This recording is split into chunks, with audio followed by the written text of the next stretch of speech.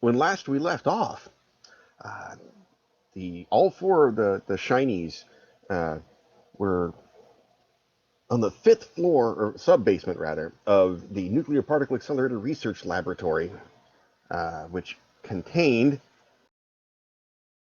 the Human Genome Manipulation and Recombination Repository and some other creepy things that seem to have been collected by someone by the name of Dr. Ethan Blagg, a scientist that Mother Nature remembers from about 20 years ago, who was doing some breakthrough work on genetics, but due to some questionable ethics, he kind of vanished from the limelight and basically went underground.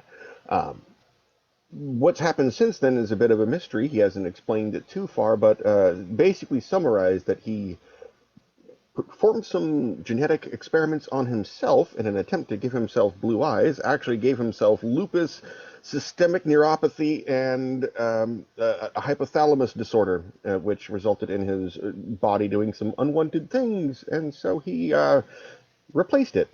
Uh, and now his internal organs are in various tanks and containers atop a metallic platform waddling around on four spider legs and disturbing metal arms, with his head still intact at least.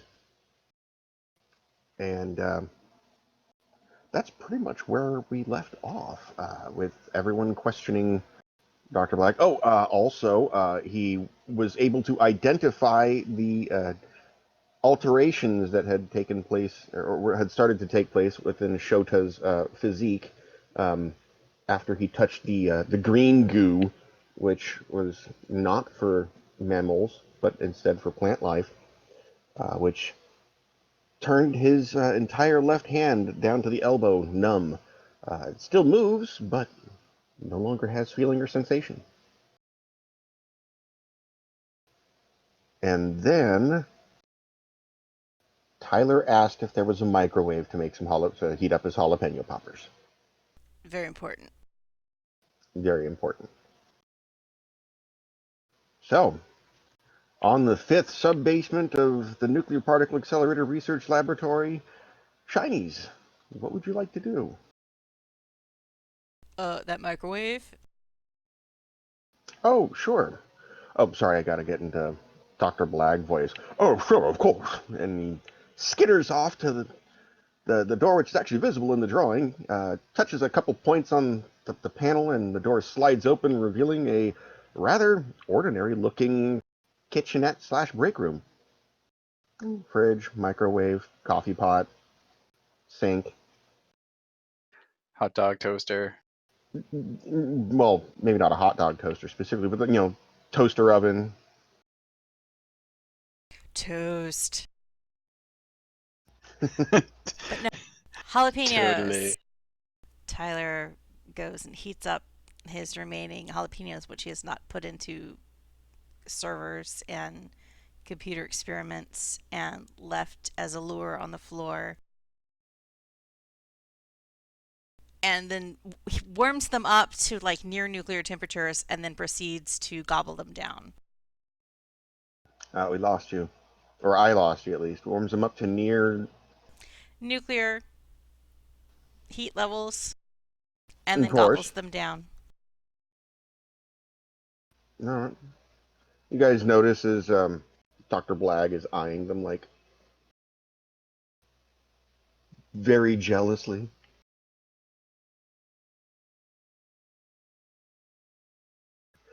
So,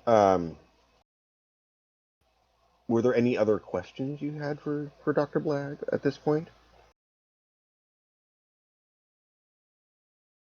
Mm. I think we pull the group aside and just kind of a quick chat. I mean, from my perspective, we were sent here to see if we could figure out why the Disco Emperor had any interest. We weren't necessarily sent here to bring him in or stop what he's doing. So maybe we go back and explain to defenders of the city what's going on. Well, you That's guys a good are point. That's a good point for sure. I mean, we Well, still haven't figured out why the Disco Emperor came here. And Dr. Blag doesn't seem to know why either.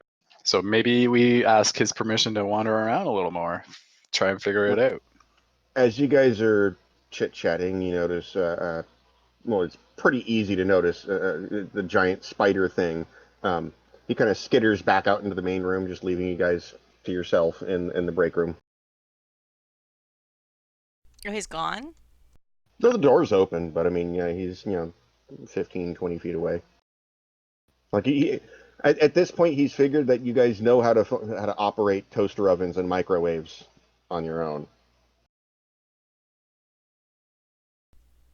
This is kind of Or true. do we?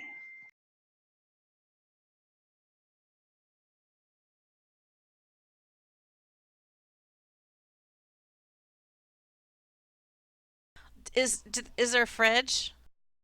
Sure, yeah, he's got a fridge in there. Tyler will totally go peek in the fridge. Take a peek in the fridge. All right, inside the fridge, you find an extremely, to your opinion, boring array of foods. Mother Nature would certainly approve. Little Ziploc containers of what appears to be quinoa salads and dishes. Maybe that one's some couscous with some mango in it. Um, many bottles of low sodium vegetable juice. Um, Ugh. 100% juice. Um, and absolutely nothing that has any interest to Tyler in any way, shape, or Yeah, like form. Tyler doesn't know what quinoa is. He has no interest in that strangeness. Even if a jalapeno popper was breaded in quinoa.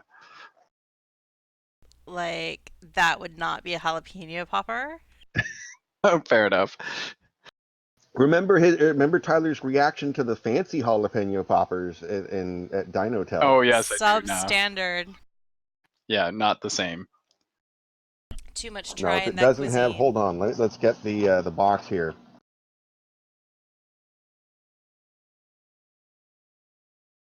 If it doesn't contain acetic acid, calcium chloride as a preservative, soybean oil, and cheddar cheese cultured food starches, then they're not a proper It's not jalapeno a popper. real jalapeno popper. Yeah. Sad thing is, I actually pulled that from a box that was in my freezer. Um, they were not good. Oh, were they not good? That's why they're still in my freezer. Well, the ones that Tyler likes are better. They're good, but they do have plenty of preservatives and hydrogenated what's its So Extra Mother trans Nature, fats. and yeah, and some jalapeno. yeah, we did prove there was in fact jalapeno in it, and it's legitimate jalapeno because it was suspended in the plant goo. Yes. But all the other stuff is questionably defined as food. Well, it all got dissolved, so yeah, it's not It's certainly exactly. not plant life. Yeah, it's at least not plant product. All right. Mother Nature would approve, I would assume, of the contents of the fridge. Well, yeah, they might not have enough like kid snacks. I mean, are there juice boxes No, like no. There's. grapes I mean, and that's what I'm saying. Specifically, Marge Aaron, not necessarily Marge as super mom, but Marge yeah. would approve. Not an artificial fat insight. Mm-mm. Mm-hmm. And Marge appreciates that.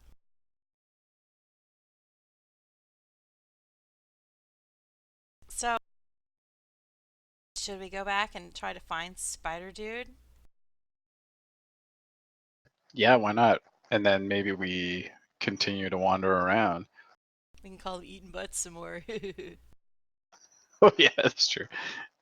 Uh, you hear an audible sigh from the other room, like you just. Oh, so he's got like those genetically modified ears.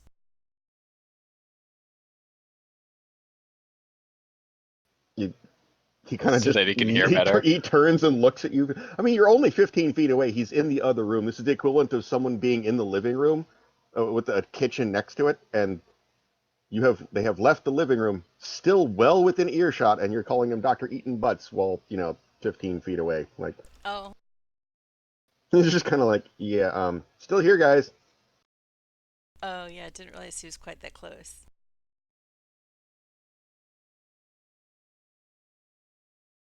I thought he'd wandered off doing spider scientist stuff. Yeah, he's Yeah. just clacking away at a panel.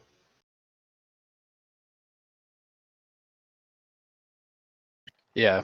He didn't give us much answers, if I remember, other than the DNA thing, which is pretty cool, but still like way above Shota's head.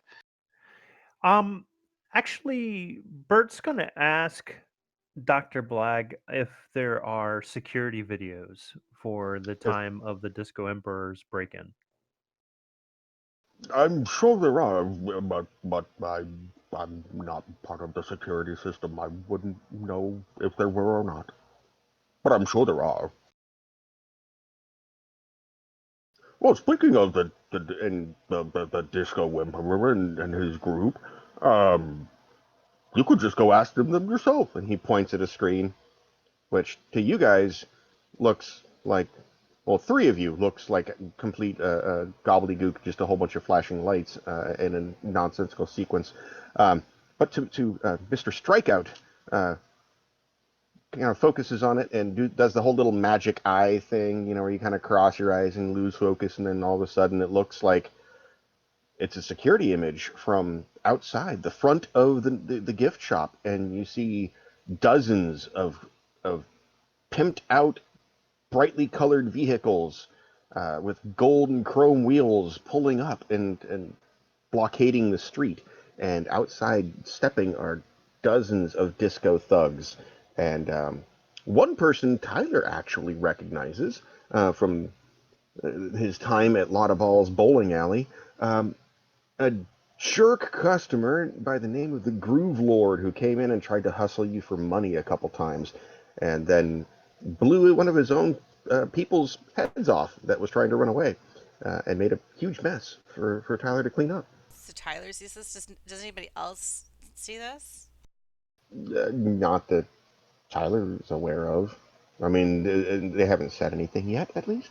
They're just looking at gobbledygook gibberish. Oh, oh, whoa! There's like that really no chill guy outside. A lot of disco dudes have just arrived. Do you see that, guys? What? Don't look at the display, the camera. You see the surveillance camera outside?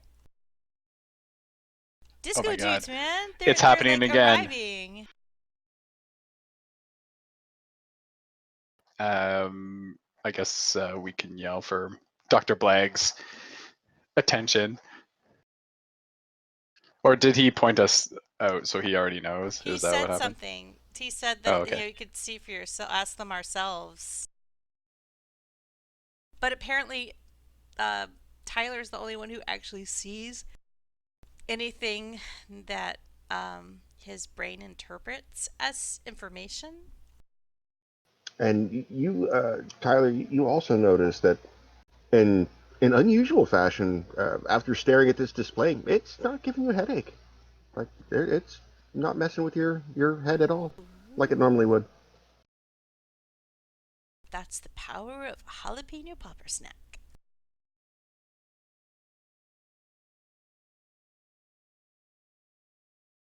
Oh, well, I guess should we lock them out? Or are they already in? Oh, they're standing and gathering outside the gift shop.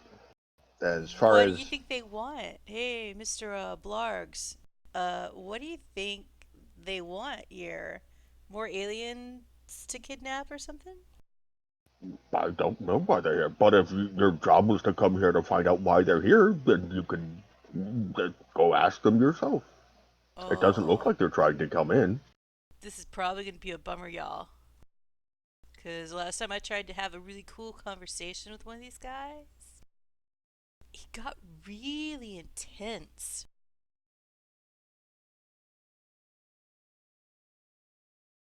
Yeah, what was it, like 6 people died or something like that? Yeah, well, okay, some people died, but I was trying to have the talk, ask them to be cool, to kind of like leave without a ruckus. But they didn't leave without a ruckus. They caused a ruckus. It was terrible. So we should prepare for ruckus. And they like blew their own dudes' heads off, man. It was really sick. Like there's still kind of a little bit of a stain in the carpet at the bowling alley. To be fair, though, the Maybe we should stains. send the receptionist up there to deal with them. I don't think Emily would be very keen on that plan of action. After all, you guys are the heroes from the defenders of the city. Is the blast door still closed and locked on the main floor? It is for now, but I can let you out easily enough. Well, like, are you concerned about disco people coming in? If the blast door is shut, not particularly. Especially not if you guys are out there taking care of things.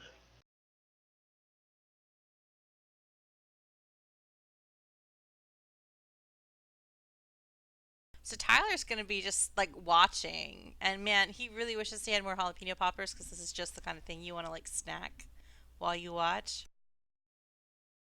It turns out to be a pretty boring video feed, actually. After a bunch of cars pull up and all of the associated individuals within the cars seemingly get out. They kind of post themselves up around leaning on the vehicles as though they are patiently waiting for someone to arrive. Oh, Well, it looks like they're waiting for somebody to arrive, y'all. They're just chilling out there. They're hanging out. They aren't apparently hassling any of the store clerks, which is really cool considering they have like their history of hassling, clerks. are they waiting for us? Should we go up there? Yeah, let's go up there. Well, yeah, it's not like I don't have any like psychic powers. So I don't know what they're waiting for. They're just waiting for somebody, something. I could just walk in the middle of them and light them all up. Oh, speaking, that's a very good Oh, point. Before do you we have a weapons get locker? uh, no, why would I have a weapons locker in a research laboratory? I Well, don't know. I thought you tried to murder people too. I mean, among being a scientist. He just gives you this blank look and blinks a couple times, like. Although I'll there take that as was a an no. email, there was an email I sent to Reist earlier. I don't know if he got it yet or not. Um, if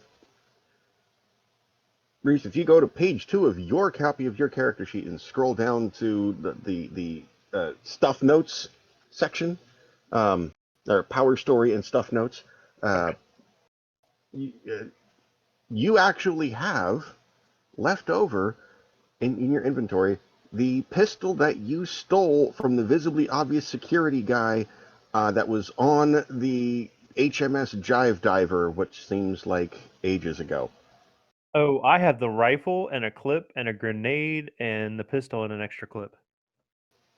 Which the pistol itself may perk up a certain anime style individual's ears in our presence. Shota, would you like a My pistol ears and a perk grenade? physically and overtly. All right, I passed the grenade and the pistol over to Mr. Shota. Oh yeah, sweet. I like do a cowboy thing with the pistol, swinging it on the finger, Please make sure the but I don't safety's have a on that. holster. Probably, Okay. and then I'll stuff the Of grenade note, somewhere careful. this is a low caliber pistol, which has uh, 12 shots in or 12 bullets in the magazine, and it does a D8 damage. So if you want to take those notes down.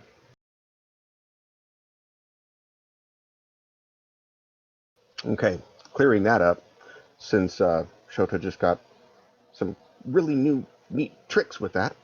Um, Dr. Blag comes over with a syringe with some red goop in it and stands over next to Mr. Bits and says, "If we're going to go out there, you should at least go out in full style, so that you have a best chance of completing your mission of getting them off our property."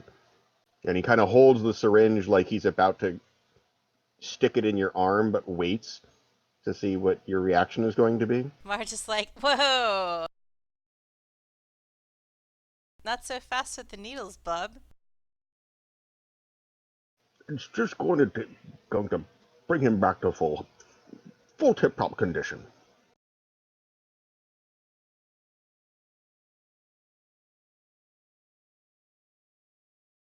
Marge is just kind of like shrugging because the science is kind of way over her head for as much as she knows the basics of anatomy and physiology, especially with exotic animals. So, Mr. Bits, do you allow him to stick a needle in your arm?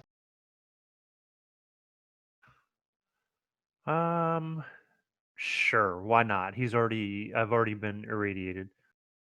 I mean, okay. Stick in your arm, and then he pushes the plunger down, and you feel a slight burning sensation, and then as it courses through your bloodstream, it's almost as though you just mainlined a whole coffee pot worth of Red Bull. Feel your systems souped up, jazzed up, and both of your injury ranks are gone. Woot woot.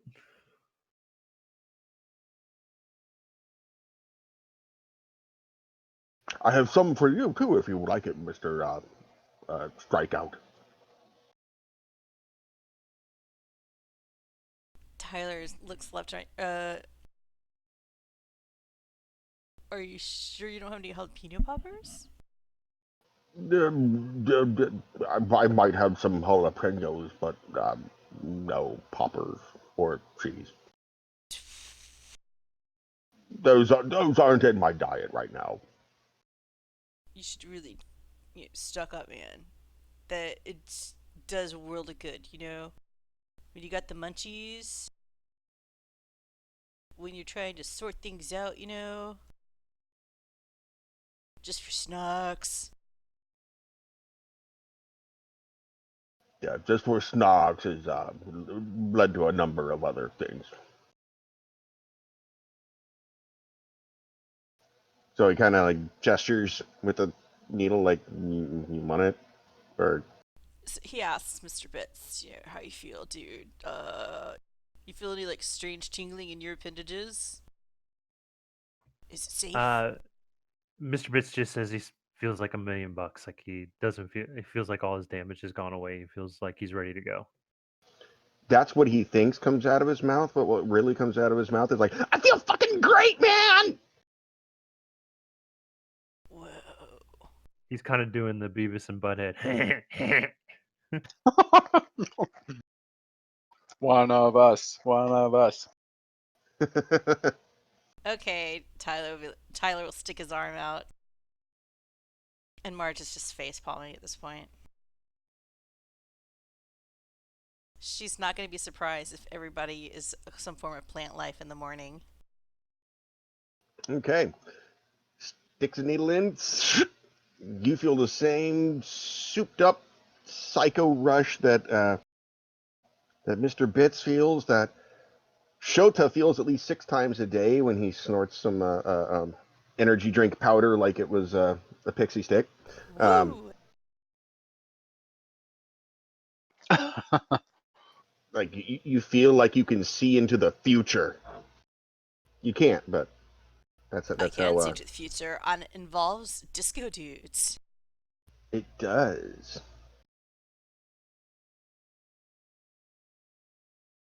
Okay, so everyone is maxed out on health. Oh, here's a question. Are all the disco dudes dudes, or are there disco ladies as well? There are disco ladies up there. There are. Yes, a broad spectrum of dudes, ladies. Some maybe in between. Some you're not so sure about. Several ethnicities are represented. Dudes, ladies, and people still Way to making up their go, GM. mind, and people who've made up their mind, and any People who Ramrod have, people who Stewarts? haven't. No, Ramrod Stewart. You well, Tyler doesn't know about Ramrod Oh Stewart. I yeah, he don't think. doesn't. Um, But like, does no, anybody? but no, Ramrod Stewart is both Ramrod Stewart and Harakuda are conspicuously absent. Does anybody like look like Pink Lady or Tony Orlando and Dawn or No, no. those people who did the theme from the SWAT disco style? No, there is no disco SWAT present. Although there does appear to be three individuals who the generic nameless disco thugs are at least what's the word I'm looking for? Conceding to for authority. One of whom is the Groove Lord, and then there's two others who. Let's see here. Let's see if Tyler recognizes them. Go ahead and roll a smart plus charming in your hero die. We'll see if he recognizes some of these individuals.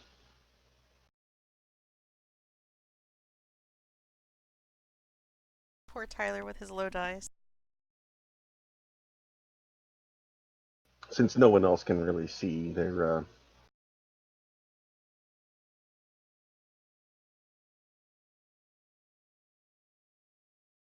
and see I did mention throughout the previous week that you should write with many different pencils in preparation for tonight. Yeah, and I didn't write with a single pencil, but I did roll a 10. But you did make Death Sugar, which I'm going to have to try and figure out how to work into the game. It's just really, really hot sugar.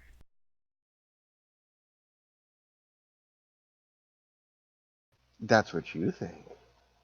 Dun dun dun. No! So, what did Tyler get on 10? his roll? 10.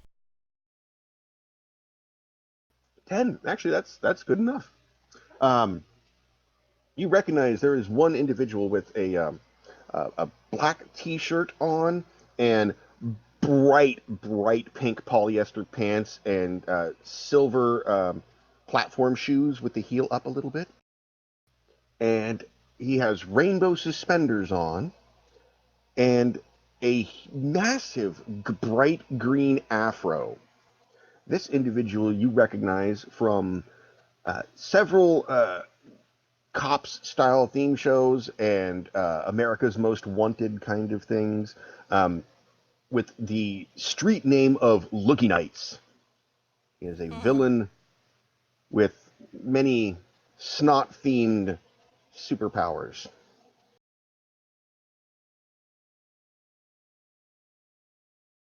And he is not exactly friendly with law enforcement at the moment. Although most of the disco thugs are not friendly with law enforcement.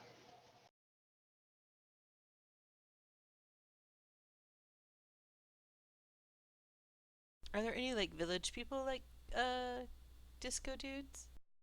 Oh no! The pillage people are way higher ranking. Oh.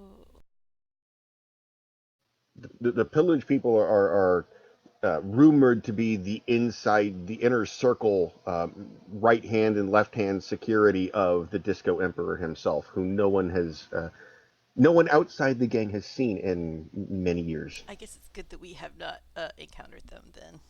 That would be a good thing, yes. Um, there's also theories on the internet, depending on which conspiracy forums you go to, that say that the Disco Emperor doesn't exist at all and is just a construct to keep the gang members in line.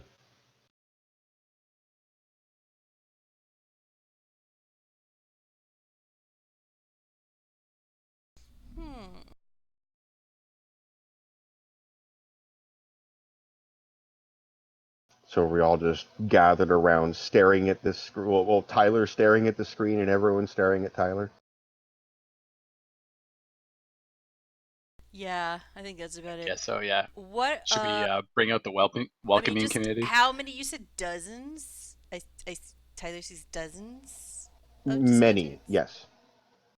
and they're just like loitering outside the gift shop. Yep. As if they were waiting for someone to come out. Who could they be waiting for? And is this like an existential play?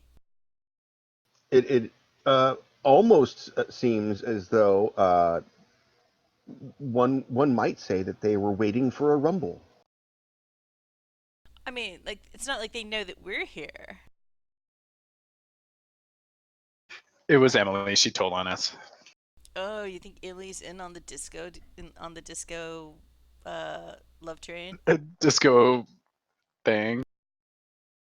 You see Dr. Blag shrugs, which is strange because he doesn't have shoulders, so it more looks like his elbows just go up in a chicken wing style. Hmm?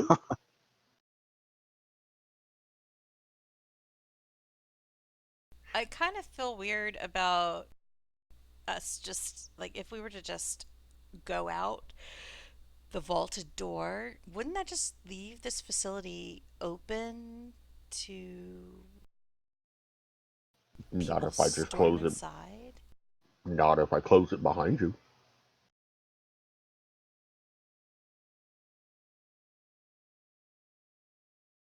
Okay, well, I guess we're leaving. Yeah. Well, thanks for everything, Doctor. Yeah, don't reanimate too many things or keep those Yeah, we'll be back to discuss some of the. lobster spider scorpion babies or whatever under control. That was. You see, he just kind of rolls his eyes like, I haven't reanimated anything. That was supposed to be dead. Yeah, Mars doesn't like that whole concept. We'll be back though. Like I say, you'll owe us one. For getting rid of these guys. And Tyler's totally like, hey, I could bring you some jalapeno poppers sometime if you want to, like, double check them out. Tyler's pretty sure that you don't need recombinant DNA when you have jalapeno poppers. They're good for whatever ails you. So jalapeno poppers are like the dad with Windex and Big Fat Greek Wedding. Like Yes. it's just everything. It's a solution for everything. Yes. They're like they're like Windex and duct tape and chicken soup. Gotcha. Okay. So are we all just standing around the lab, delaying the inevitable? I think we're going to head up to the top, correct? Yeah, Yeah. I think we're all going to just march up the ramp toward the exit, toward the vault. Okay. You make your way out of the fifth sub-basement of the Nuclear Particle Accelerator Research Laboratory. Hoof your way up the spiral ramp all the way up to the vault door, which, as you approach, you can see it and swings open. Waits until the last of you goes through and you hear its engine kick back in. Pistons shunk into position all around it. There's at least 8 of them. There's chung chung chung chung chung chung chung. Seems that's why Dr. Ethan Blagg was not terribly concerned uh, when the vault door is closed. So you, I assume, make your way to the gift shop itself and out I'm into gonna the s- front. I'm gonna stop us in the hallway right before you get to the gift shop so that we can kind of game plan a little bit. Okay. Um, And I'm also going to take off my radiation suit because if I decide to use my radiation power inside a radiation suit, I would think that would be a really bad thing. That would probably end unpleasantly, yeah. Is Marge aware of radiation power? I think I made I you guys all aware of it believe last time. I mean, what should we do to like not get radiated? Well, what I'm thinking, and guys, I guess give me feedback if I'm being silly or this is a bad idea. But basically, what I can do is I can set off a blast that hits everything within 15 feet.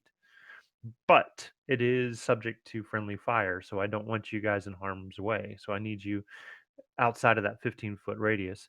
What I'm thinking is I go out in my normal Burton clothes, not as in my superhero clothes, and just get as close to the center of all of this as I can, and then let off a couple of bursts before you guys engage. That way, we can at least get a big chunk of damage against a lot of these guys before we get started.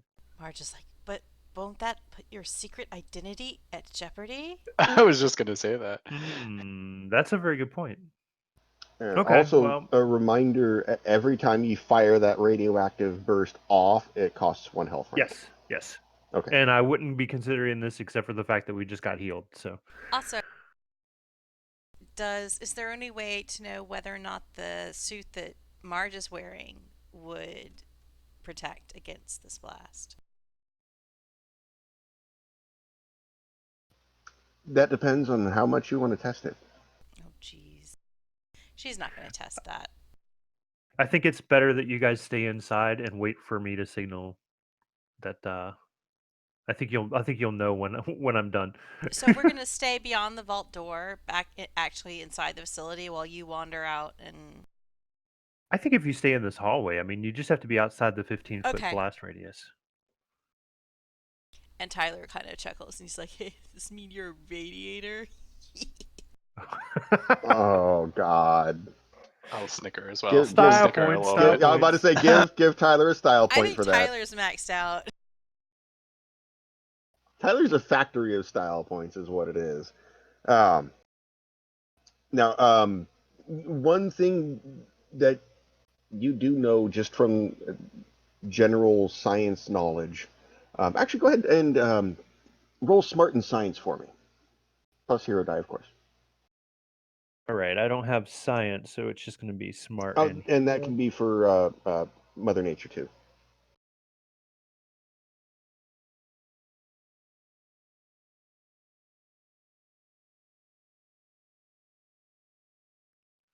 All right, I rolled a 10.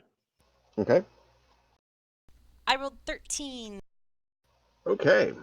Now you are aware, both of you are aware that NBC suits are designed for normal human operating conditions to protect against ambient levels of radiation, and were probably not designed to withstand concentrated pulses, uh, short bursts of it. Um, so it might lessen the damage that you would receive, but I probably wouldn't want to rely upon it to as a negating method. No, I think they all need to stay inside and well away. Alrighty. Now, you also know, Mr. Bits, that yeah, outside the 15-foot range, it's a very concentrated, like a solar radioactive whiplash kind of thing. It just goes out and then comes right back in, and it does not project gamma waves or any crazy radiation beyond the 15-foot pulse. Okay. All right, so I'm going to go out. I'm going to talk to these guys to find out why they're here. And the minute I'm sure that they have bad intentions, then I am going to drop 2 of these. Um, and then I will, I don't know, I'll wave my hands to give you an idea that I'm done. Nice. I will wave my hands in the air. Okay. As Okay, you're, sorry, go ahead. so I'm going to make my way to the front door. And as I'm walking out, I'm going, okay, gentlemen, what can I do for you? Okay. And I'm going to First, try to work my way to as close to the middle of the grouping as I can. I'm trying to. Ah.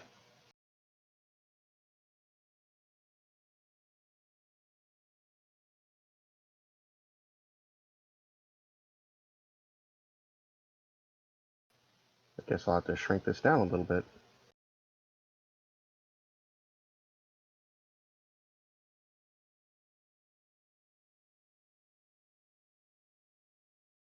There we go. Hopefully that will appear on the recording.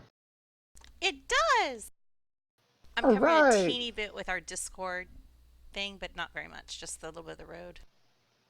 Is it left side, right side, It's left side. top? I think I can move it Left some side. more. I No, I'll can just move it. move that to the right.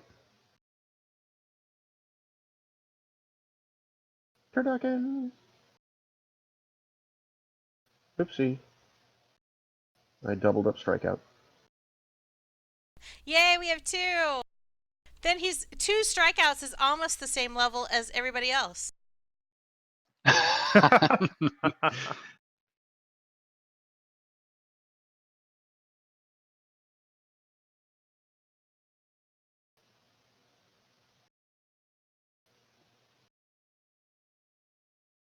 Oh, sweet car.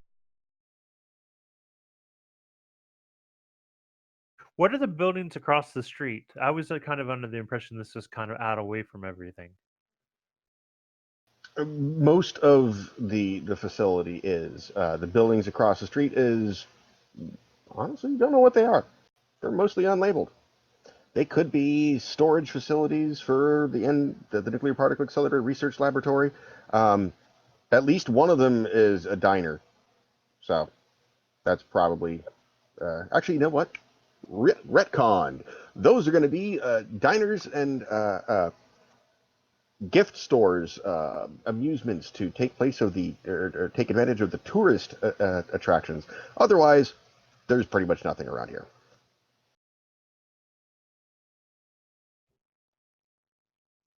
What time is it right now?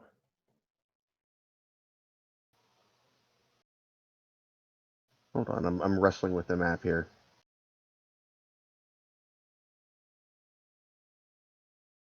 Send to back. There we go.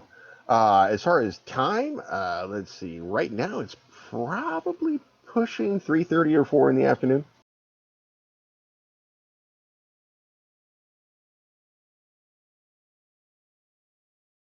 Okay, well, I think Bert is going to it. Actually, you're adding more cars, so let me wait until you're done.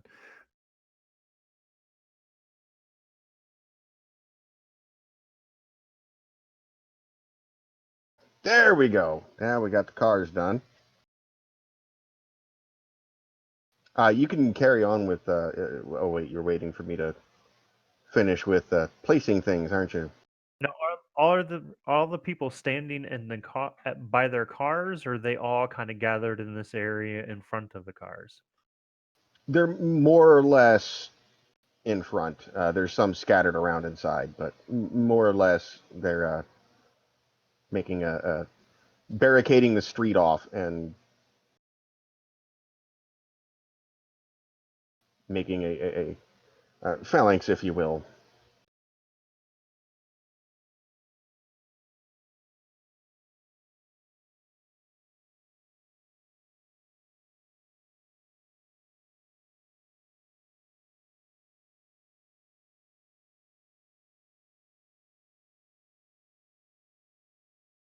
Oh And dear. Mr. Loogie Knights.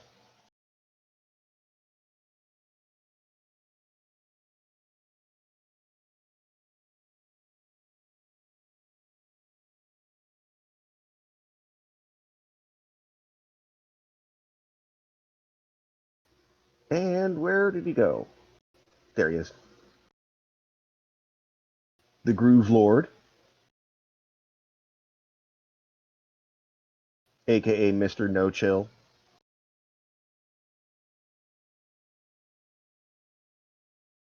And that is what you see. Before I leave the group, since we're above ground now and should have cell signal, I'm going to ask um, Mother Nature to try to get a hold of the defenders of the city and get us some backup.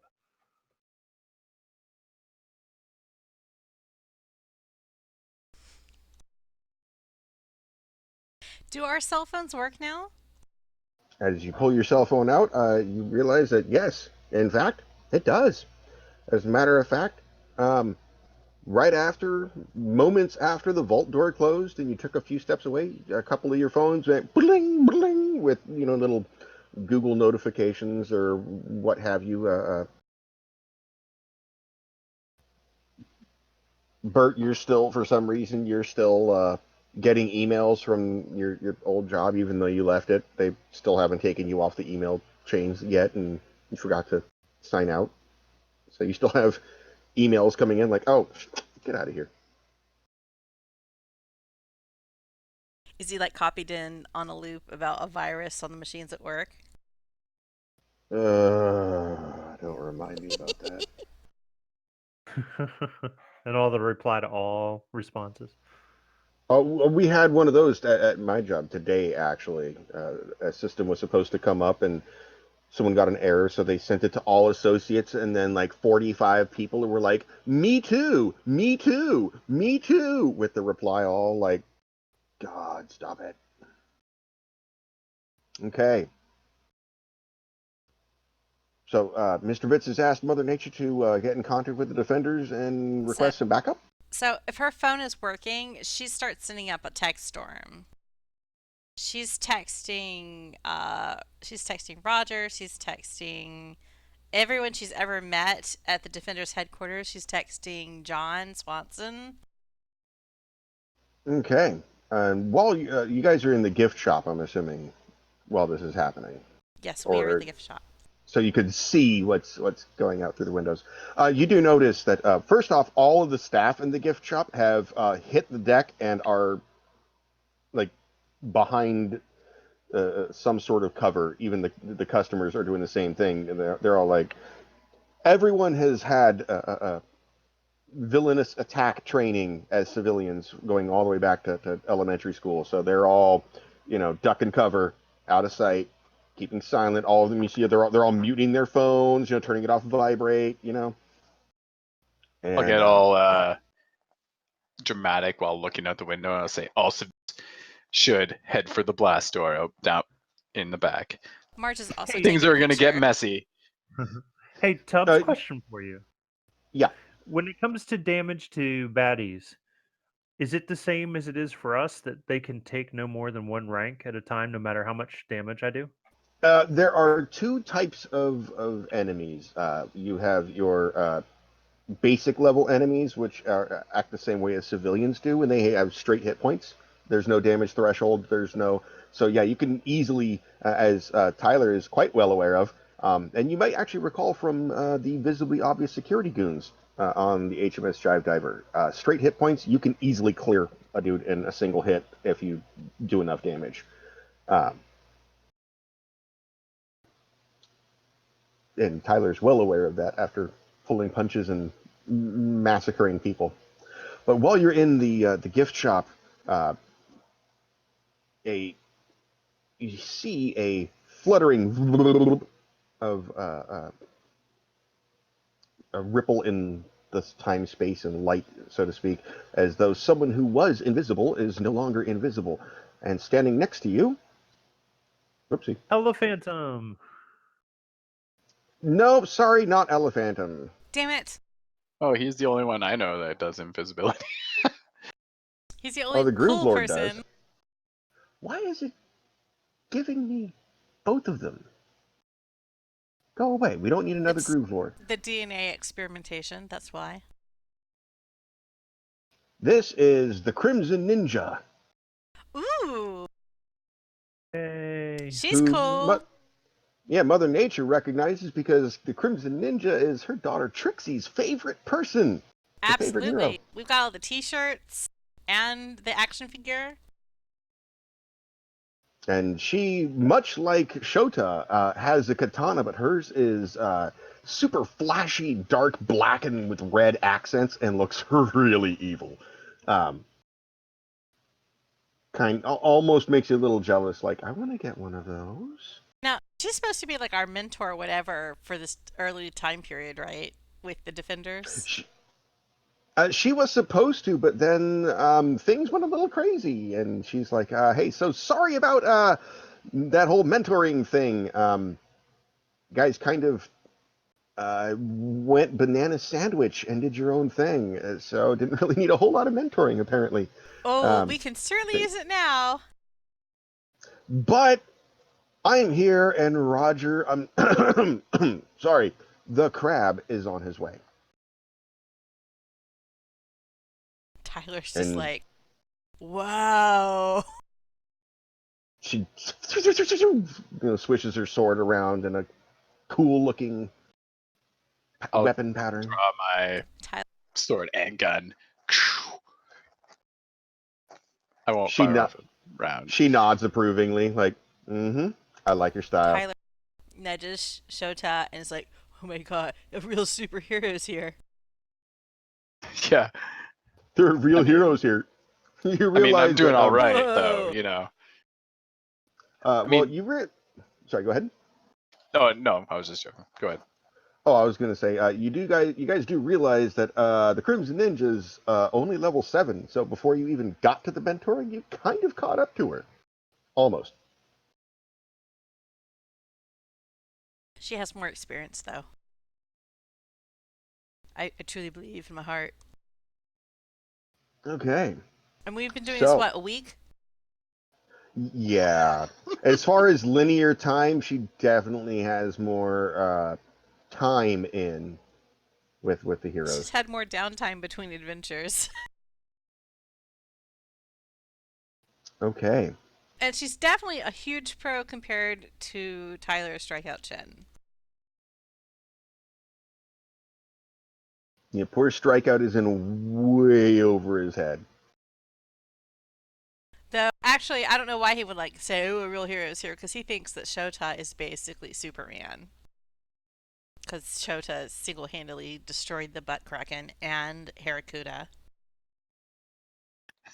Single-handedly, of course. Single Yeah, katana-ly. yeah, exactly. I didn't even have a gun then.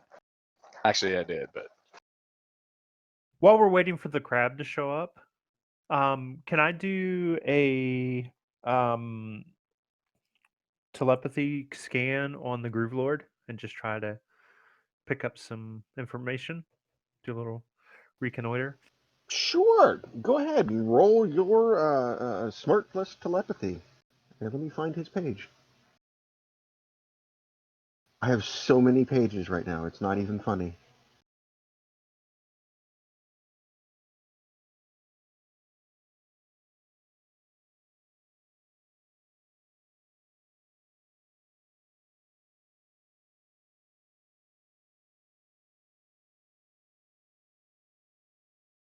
Oh, and while he's rolling on the map there, it's kind of hard to see because I couldn't make it as big as I wanted to. Um, the building that all of your characters are in is the gift shop, and that has a 15-foot high roof on the top. There are three green boxes, which it's hard to see, but they're supposed to be lightning bolts on them. Maybe if we zoom in a little bit, um, those are your random high voltage boxes or equipment of some kind. You're not really sure what each one is. Probably maybe air conditioning or something. Who knows? Those aren't To targets for Marge. Yeah, I would not unless there's some disco thugs hanging on them. No, Okay. because uh, that would cause a lot of collateral damage to the laboratory. Well, in this case, the gift shop.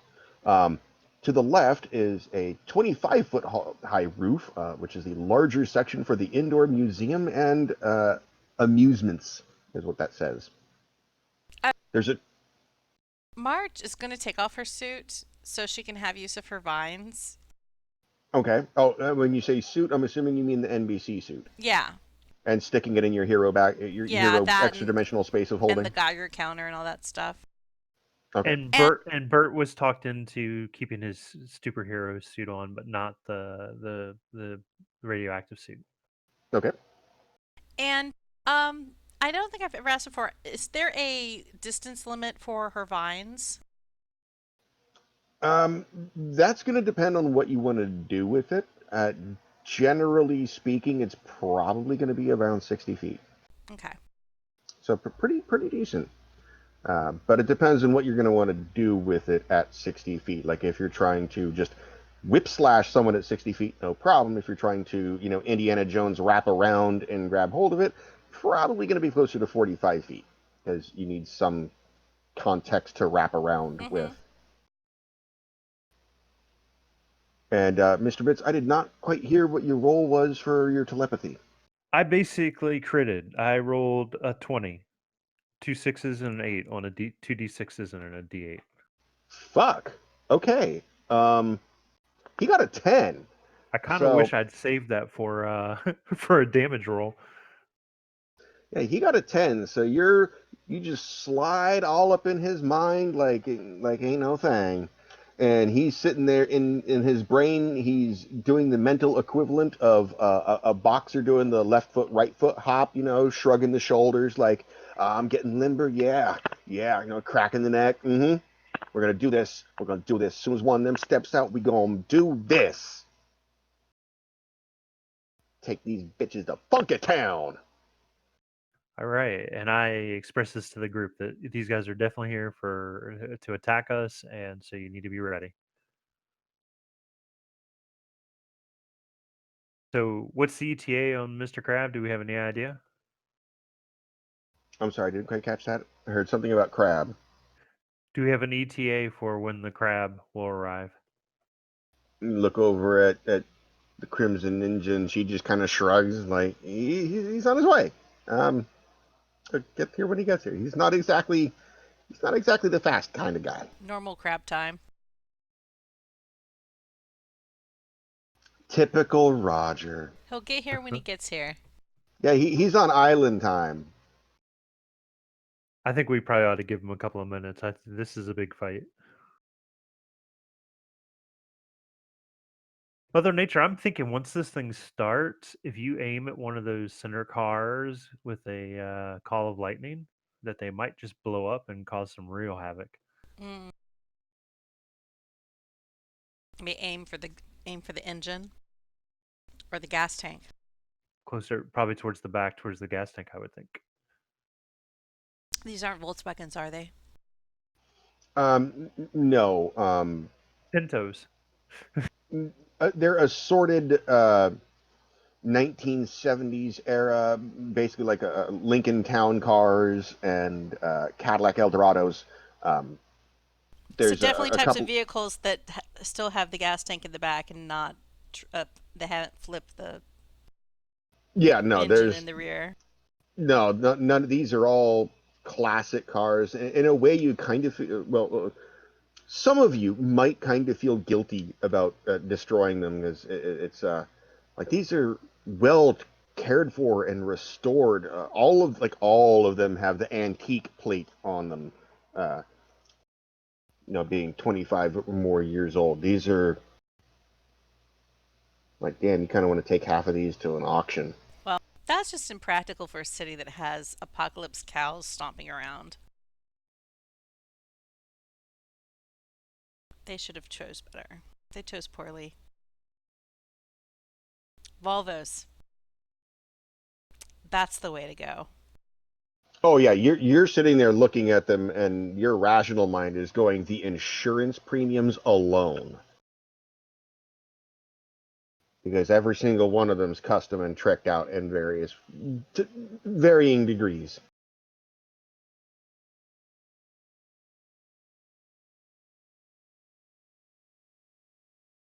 Okay, so now you guys are all inside the gift shop looking out, and it's very clear that there is a line that has been drawn in the metaphorical sand here. This is the moment where you hear the Clint Eastwood and a tumbleweed actually rolls across. There's no one knows where the tumbleweed came from, but it just rolls across the asphalt.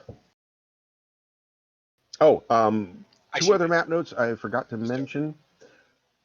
The green cloud-like glob on the left, in the middle, is supposed to be a tree, and that's what I figured. Well, I thought it was shrubbery, but okay. Yeah, it's a tree. Don't worry, your drawings are good. No, it's not, and it's actually much more difficult because this is a much larger picture than I can actually show it. It's at like 50% right now, which kind of hurts. And there's a red glop kind of northeast of Mr. Bits. That's a fire hydrant. Yeah. Totally figured that out. Can tell it is a fire hydrant. Okay, just making sure.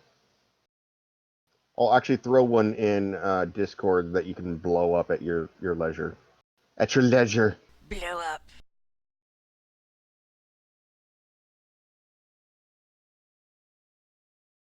There.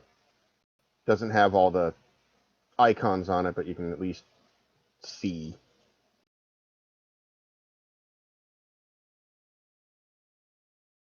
Okay, so...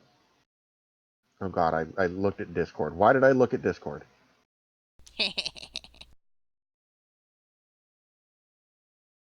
So many gifts. Okay.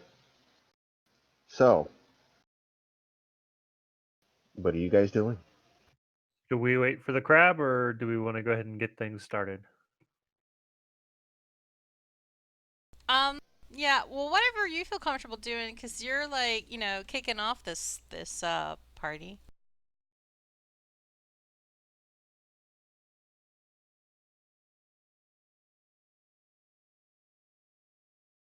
Okay, well, while you're thinking about that, I would like everyone, and I do mean everyone, to roll initiative.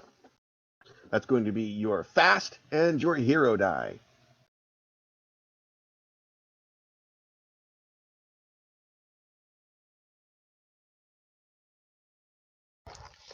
Ten.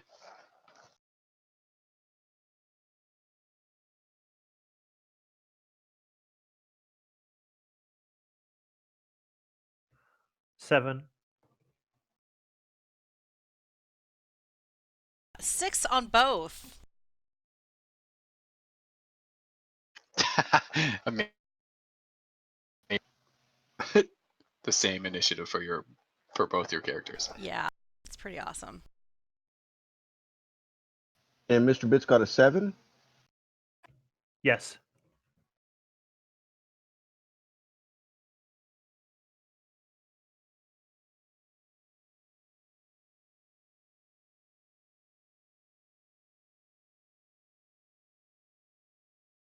So what we're going to do basically is, after I finish rolling here,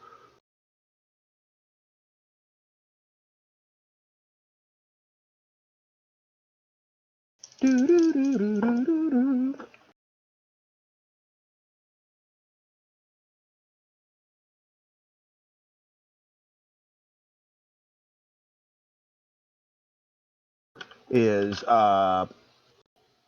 what we're going to do is, as soon as Mr. Bits decides to open up his can, we will go ahead and start with his point in the initiative and then continue on going. Okay. And so many participants in this combat. Leeches everywhere. Oh, damn. Okay.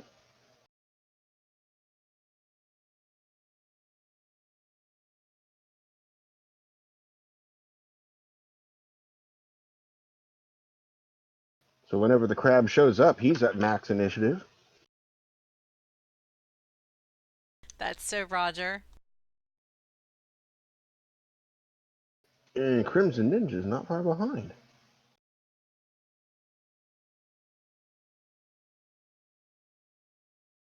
Okay.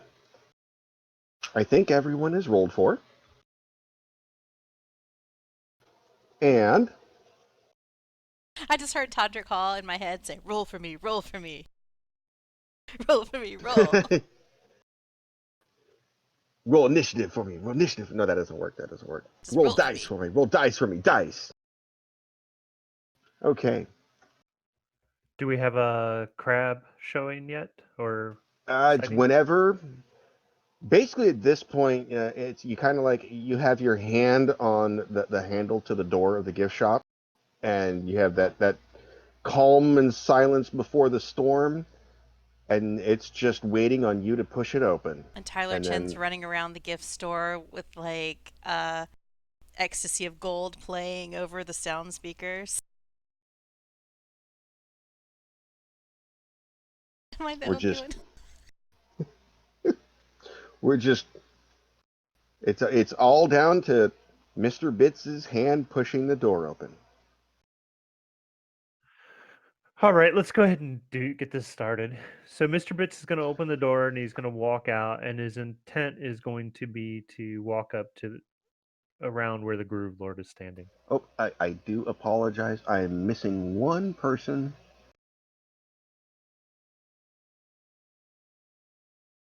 I miscounted. Sorry. There we go.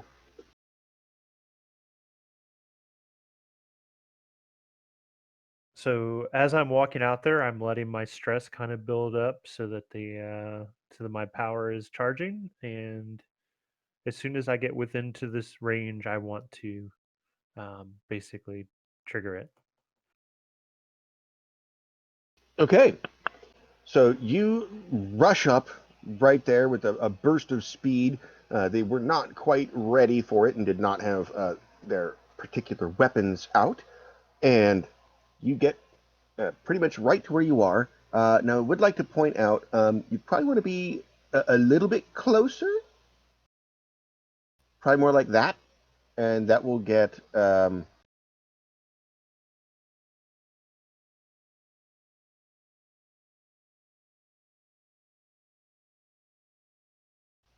The three thugs that are on top of you and your Groove Lord there. And what I'm going to do is change the fill on that. How do I change the fill? Oh, there it is. No fill. Make the line bright red and thick. There we go. That's going to be your pulse range if you're going to use radioactive. And that is the plan. Okay.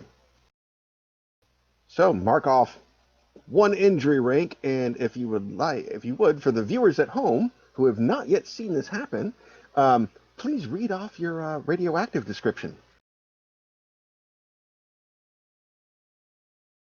All right, radioactive. At the cost of one health rank, Mr. Bits can focus upon the latent power vibrating within his bones to hyperfocus it and unleash it to cause a violent burst of double radial 15-foot radius radioactive energy from his body. All targets within the affected area, friendly fire applies, immediately suffer 5d12 radiation damage. There is no save to this damage beyond defense plus hero / villain to reduce it. Good Literally. gravy. Mr. Bits registers as radioactive from all measuring gear for 2 days after this power is used. So the Geiger counters are going crazy. And let's see here. So go ahead and roll your insane 5d12 damage.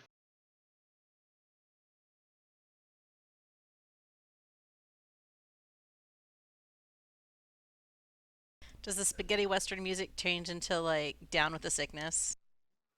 41. 41 damage. Holy crap. Okay, so can move our circle out of the way.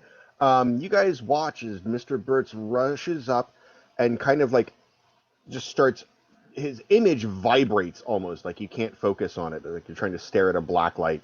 And as he reaches the center of a cluster of people and stands next to the Groove Lord, his arms go wide, his legs go wide. He's in a spread eagle pose, except he's vertical, almost off the ground by a good 6 inches from the force of it, and a sphere of glowing yellowish green tendrils snake out in a violent storm around him in this 15-foot sphere. 3 of the disco thugs 8, 9, and 10, are just deatomized at the molecular level. There's not even a corpse left to see. They just go off into ash and are carried off in the breeze.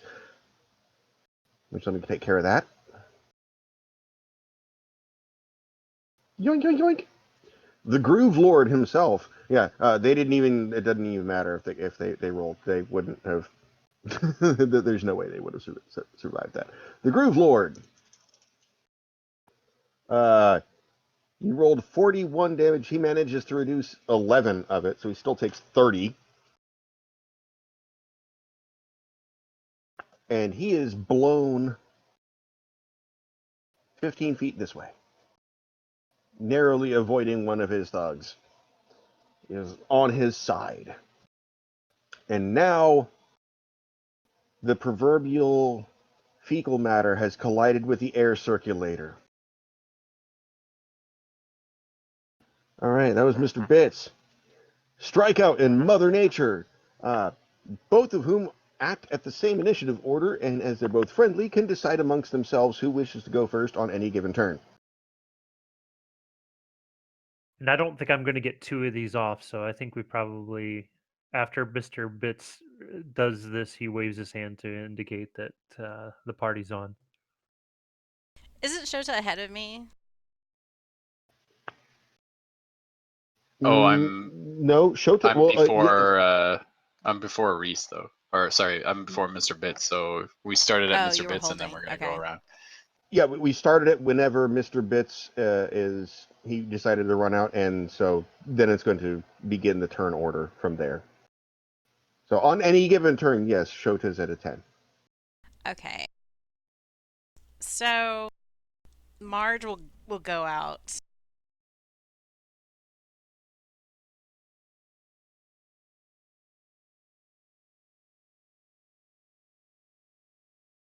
Marge will like step outside of the gift shop.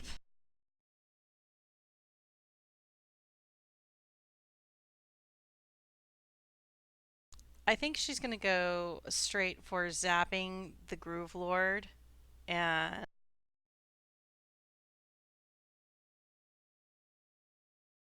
I was trying to think of something witty to say that's like it's not nice to fool Mother Nature. It's not nice to jive Mother Nature. All right, go for it. And I will rule that since he has just basically been knocked on his ass from a radioactive burst, he is not going to be able to dodge. So he's just going to get his defense and villain die. Let me And write with roll my very pencil really poorly. fast. Well, don't worry, he rolled very poorly.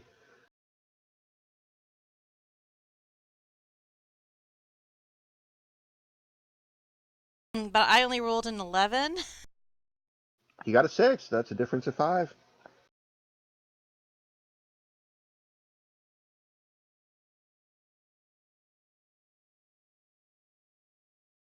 So, what, 11 minus 6, that's 5 plus 9, 14 damage. 9 damage. That's enough to break his damage threshold.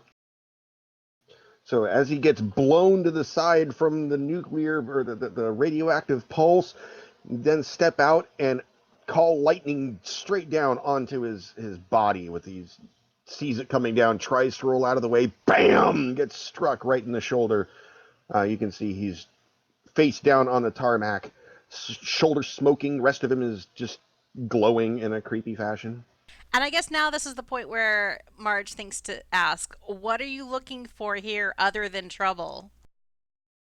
You're probably not going to get an answer at this point in time. From any of them? Well, at least not from the Groove Lord. No, she just shouts this out. So anybody who's willing to answer is, I Okay. mean, anyone in the class can raise their hand. All right. Although since you just, threw a lightning bolt down and a, small minor nuclear explosion just happened, it might fall upon deaf ears. Strike out. Yeah. So Tyler will go out. Strike will go outside as well. You got little boom boom. He's got little boom boom in his hand.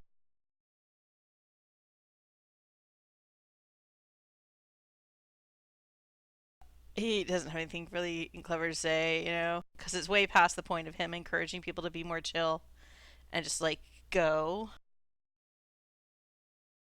So he's gonna throw a little boom boom at the what's his name, Mr. Clownwig. Oh, Loogie Nights. Loogie Nights. I couldn't remember. I was like, it's a movie name. It's a movie name, but not a movie name. No, that's Loogie Nights. Nights. He's gonna throw little boom boom at Loogie Nights' head. Okay.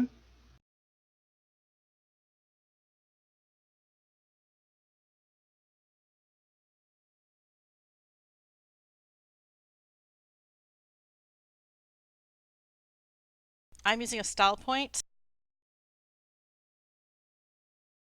to reroll one of my ones, and I have an 11.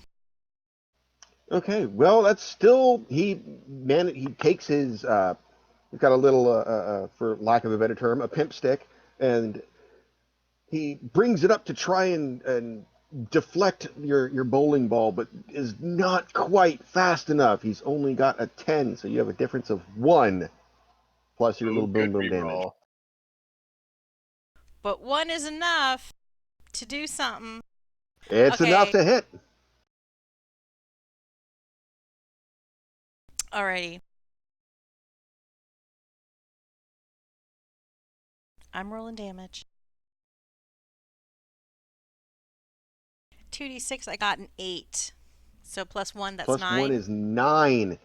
Not enough, unfortunately, to break his damage threshold. Oh, so the bastard! He tries to deflect it. Not quite, but it's just enough to set its inertia off course, so it bounces off his shoulder, and he just kind of grunts and shakes it off. And little boom boom flies up and comes back to Strikeout's hand. I think what Strikeout has learned is that he is not tough enough and needs to focus on minions. Yeah. He's a level 2 hero, and it shows. After that is Loogie Nights himself, who is not very thrilled with what has just happened. So, having watched, though he's torn, does he go after the nuke bomb that just went off, or the bowling ball that was just... Well, the bowling ball that was thrown at his head didn't really do that much. On the other hand, the nuke bomb just vaporized 3 people. So, he's going to approach Mr. Bits and take one finger and pinch it up against one nostril and call out that he's looking for some hot snot, baby, this evening, and snorts out a cone of acidic snot in your general direction that sprays not over any of his people because they're vaporized. So, let's see, that is that and that and that. I'm assuming Mr. Bits is going to want to try and dodge out of the way. Absolutely. Okay, so while I'm rolling, you go defense, dodge, and your hero die. 11. Oh, that was crap. He only got a 10. So, while you see the telegraph coming, and even though his Donna Summer impression was on point, you managed to just hit the deck and get out of the way of the cone of acidic snot that sprays out of his left nostril and avoid any damage. Now that ship goes down to thugs. Oh wait, I gotta mark those guys off. They're dead. Okay, thugs. We have 4 thugs.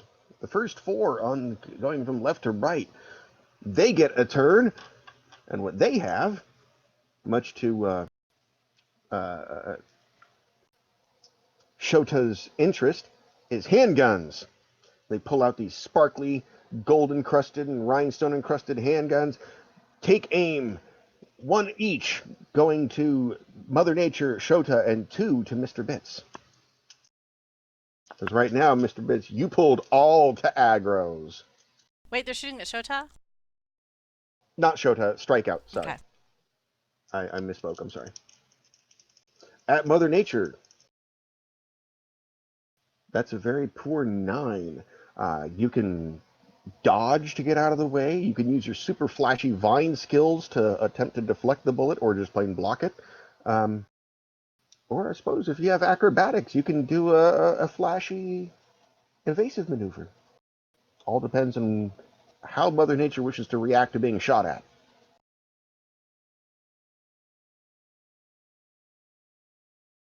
Mother Nature just realized she's looking at Tyler Chin's character sheet. Looking at the wrong sheet. Oh, man.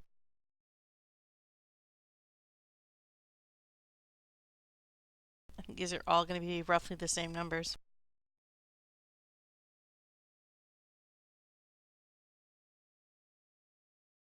So Mother Nature is going to shoot out. Well, her dodge isn't bad. She's going to shoot out with one of her, because everything's D6. Dodge says D8 on the one that you sent me. Does it? Uh-huh. So you'd have D6, D6, D8 if you go with dodge.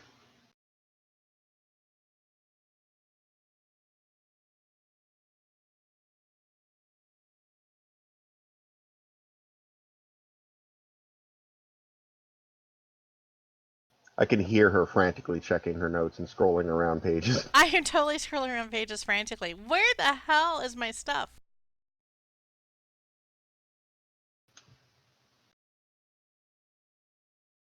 Oh, I do have D8. Holy cow. Alright, so scratch that thing I was going to do with the vines. I'm going to totally just dodge it. All right, Matrix style. Go ahead and roll for me.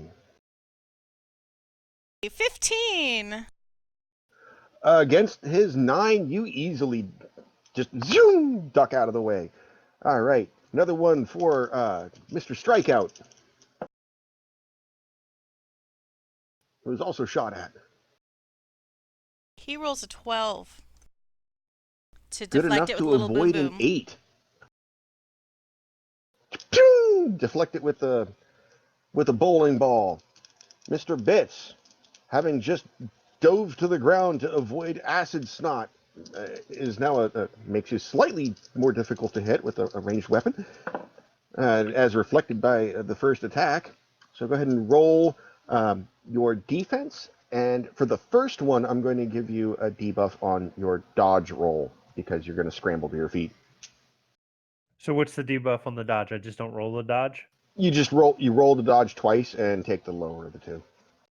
Okay.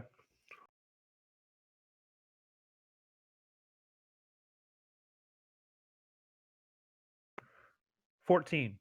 All right, that's easy enough as you start rapidly scrambling to your feet as a bullet zings past you. You're now on your feet as a second one, you turn and see another bullet just going straight at your head.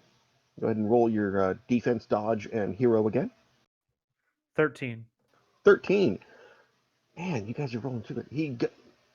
He had a wait, that is. I am not mathing correctly. That's an 11. Okay, so 8 plus 3 is not 13, brain.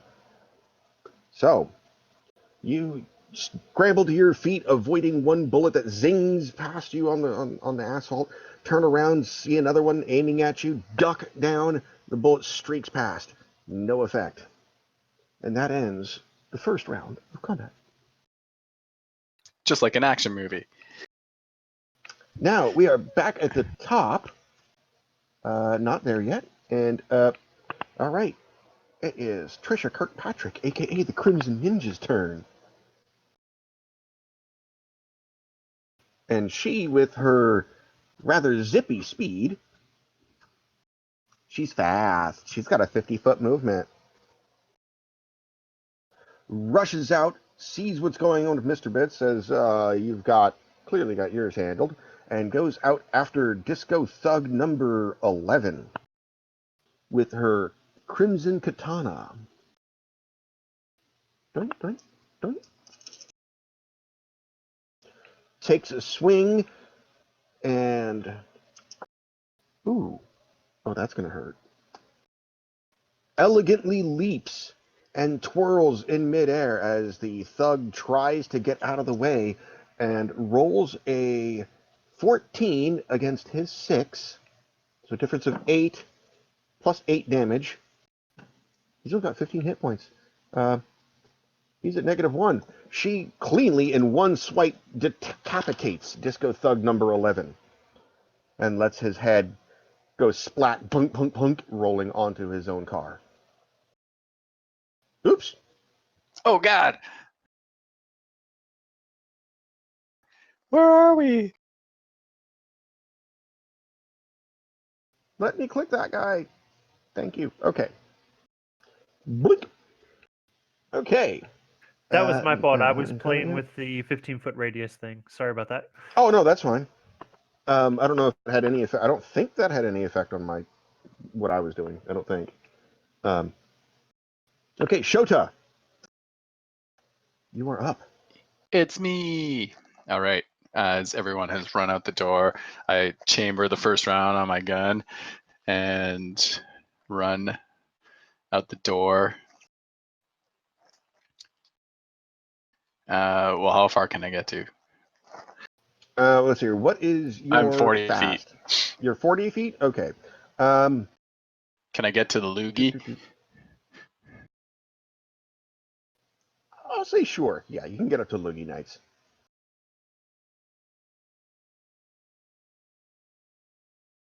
Pow! And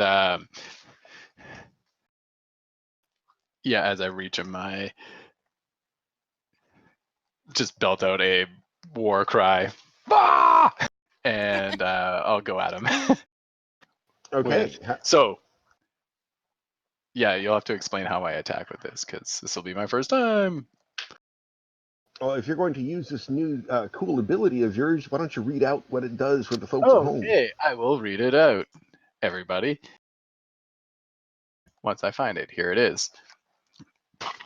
Excuse me. If I have a bladed weapon in one hand and a gun in the other, I can choose to dispel my hero die to make 2 attacks, one with the blade and one with a gun. The targets can be the same or chosen separately. So are both... Yeah, I'll make both attacks at him. Like, as I'm running up, I'll fire off the gun and then follow through with the sword. All right. So go ahead. That's going to be your offense plus your gun, which... firearms. Sorry, offense plus firearms. Which I don't have. Oh, you don't? No. So...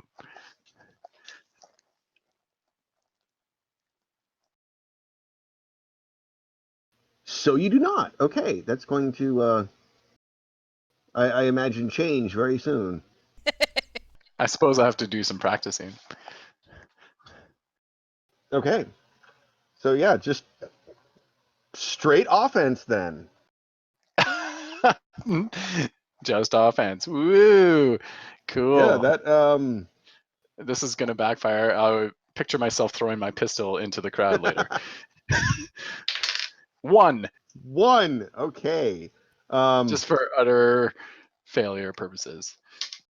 Yeah, that's 16. So you fire, and Lucky Knights doesn't even actually take a defensive action. He just kind of like watches in bullet time the projectile sail completely over his right shoulder. Like, It what? zooms through his fro.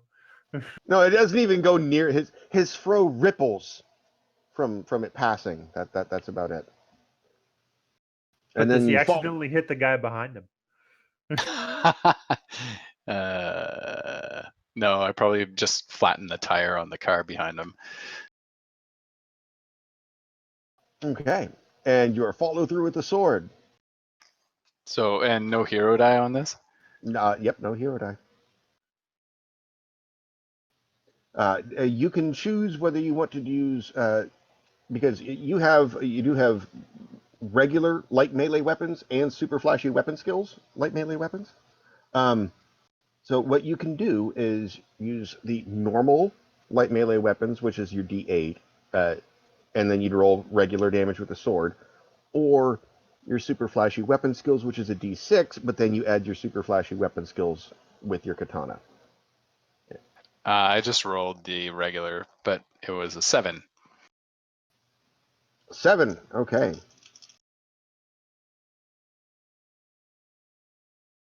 Holy shit. On a D10 and 2D6s, he managed to roll a 6. Woohoo! We like those dice. Keep those. Yeah, apparently you got So I my guess he was dice this evening. He's too distracted by the bullet that you shot to bring And his my pipstick back down around in time, and your sword obnoxious cuts screaming as into his well. flesh. So go ahead and roll damage with a difference of 1. That's the second difference 5 of 1 tonight. damage, 5. which does nothing. Yeah, no, that's not enough. That's not enough. You managed to get into him, but not enough to really cause a cut. It's more like a grazing scrape across an elbow. And he kind of snickers. All right. Next up, Groove Lord, who is face first on the ground at the moment. And he will pick himself up and dust himself off a little bit. And seeing that 3 of you are pretty close in proximity to each other, that being Shota, Mr. Bits, and Crimson Ninja, he will sit there and reach into what looks like he's reaching into his pocket to pull something out, but he's not. It's just an action that he takes to do it, and throw a glittering disco ball centered right behind Mr. Bits, which erupts in a cacophonous echo of glitter and sonic waves. Let's see, that is. Tyler's That having is his disco flashbacks watching bomb. this. Now, all 3 of you, having seen this happen, have the ability to take defensive measures, which could include dodging. You could even use your super flashy weapon skills if you wanted to and try and deflect the particles of glitter that are being used as shrapnel. Or in the case of Crimson Ninja, just plain old doing a side flip out of the way. So I need Mr. Bits, Shota, and Crimson Ninja to make defensive rolls of however they choose to do. Mr. Bits 8. rolled a 12 to dodge. A 12, okay. Eight.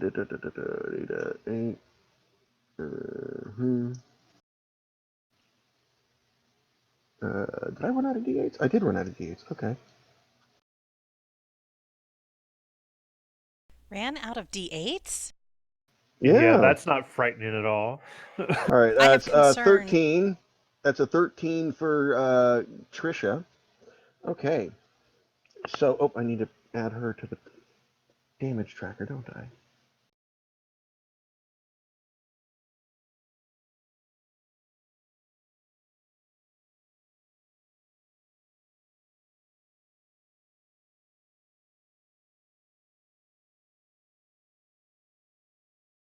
All right. So, let's see here. So, first off, we're going to go from left to right. Shota, what was your defensive roll? 8. 8 against 16, so it's a difference of 6 plus. Wrong page. I've got too many damn people on this combat. There we go. So that would be a total of 13 damage to you, which I believe breaks your damage threshold. Yes, it does. So kaboom! Try and evade it, but it caught you off guard. Mr. Bits, you rolled a, what was it? You said 12, I think? I rolled a 12, yes. Okay. Against his 16, that is a total of 10 damage to you, which I believe breaks your damage threshold as well. And against Crimson Ninja, who got a 13 against his 16, so that's 3, that's only 6 damage. Surprisingly, she flips out of the way and is unable to take enough shrapnel damage to actually cause anything lasting, but in the process has moved herself closer. Mr. Bits, it's your turn. Oh, you know what? I've missed like 4 thugs. Oh well, we'll do them after your turn. Okay. I am going to move to Wait. this area, which Oh, should okay. allow me to. Sorry, no, go ahead.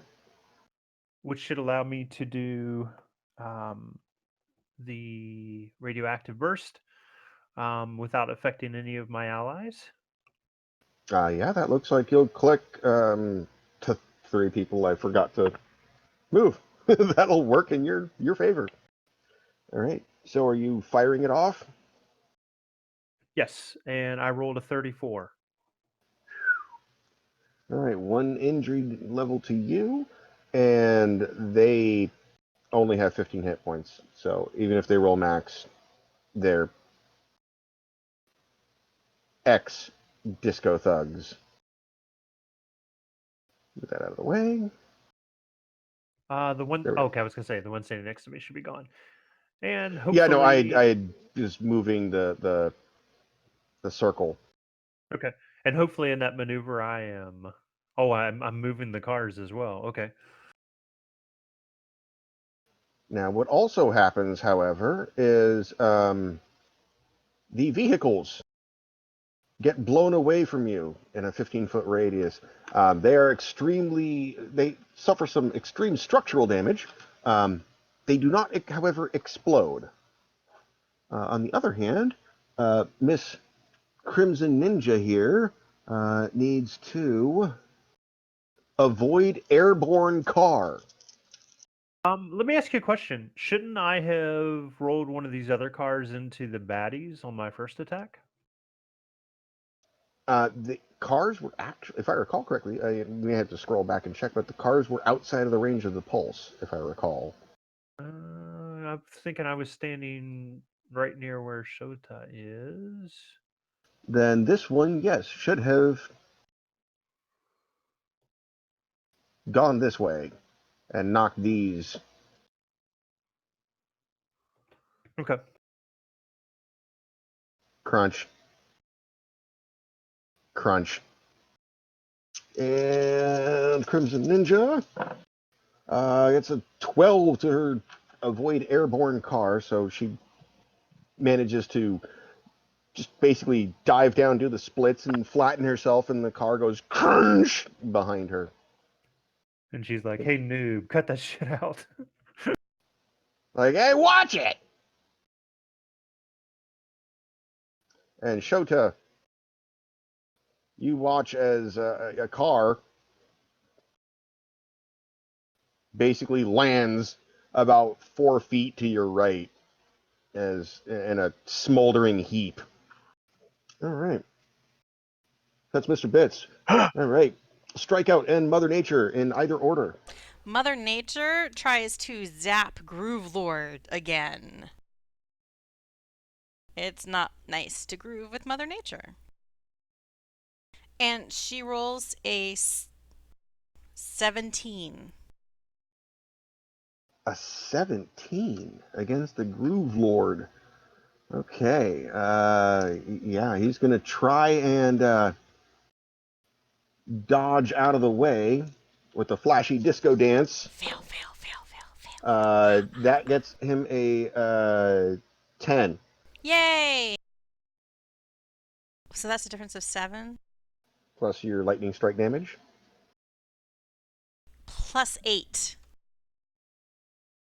It's A total of 15. 15. Yeah, that is enough to. He tries to dance out of the way, and you're like, nope, I'm still tracking onto you, and still strikes him on the shoulder, and he's looking extremely frustrated that he was not able to duck out of the way, and he's taken some pretty hefty damage at this point. Yay. Would you like to relocate Mother Nature, or is she fine where she is? She's going to move a little bit to the left for reasons. And for now, and so she's going to be over there. And then Tyler, he's going to hurl Little Boom Boom at one of the minions, one of like the disco thugs. Actually, the one that is between the Groove Lord and Shota. I forgot to do the Disco Thugs again. Okay, go ahead. Well, hopefully there'll be less disco thugs, and it won't matter. It'll save you your work, or not. I rolled a 6.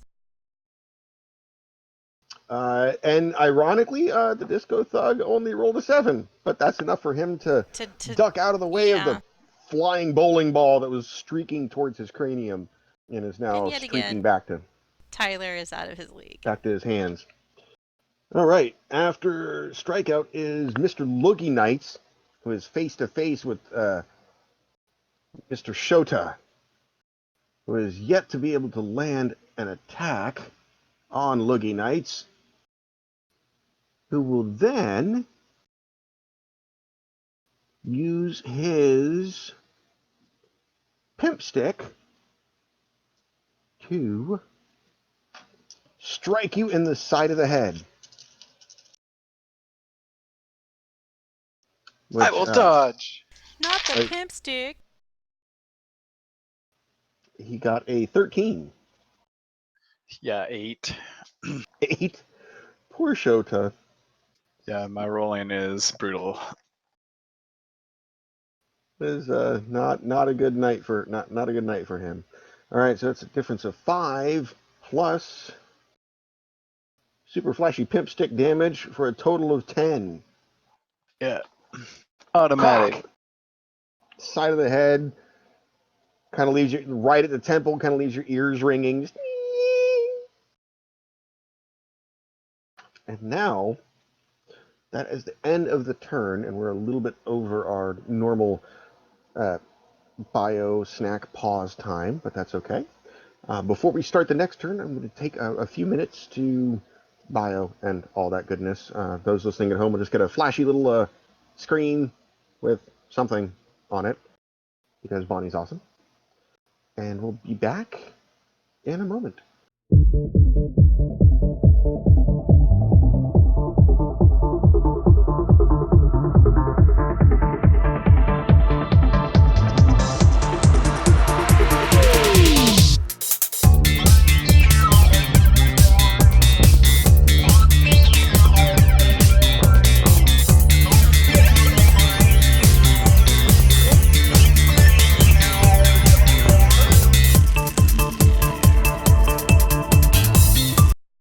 Holy moly, I didn't realize there were so many.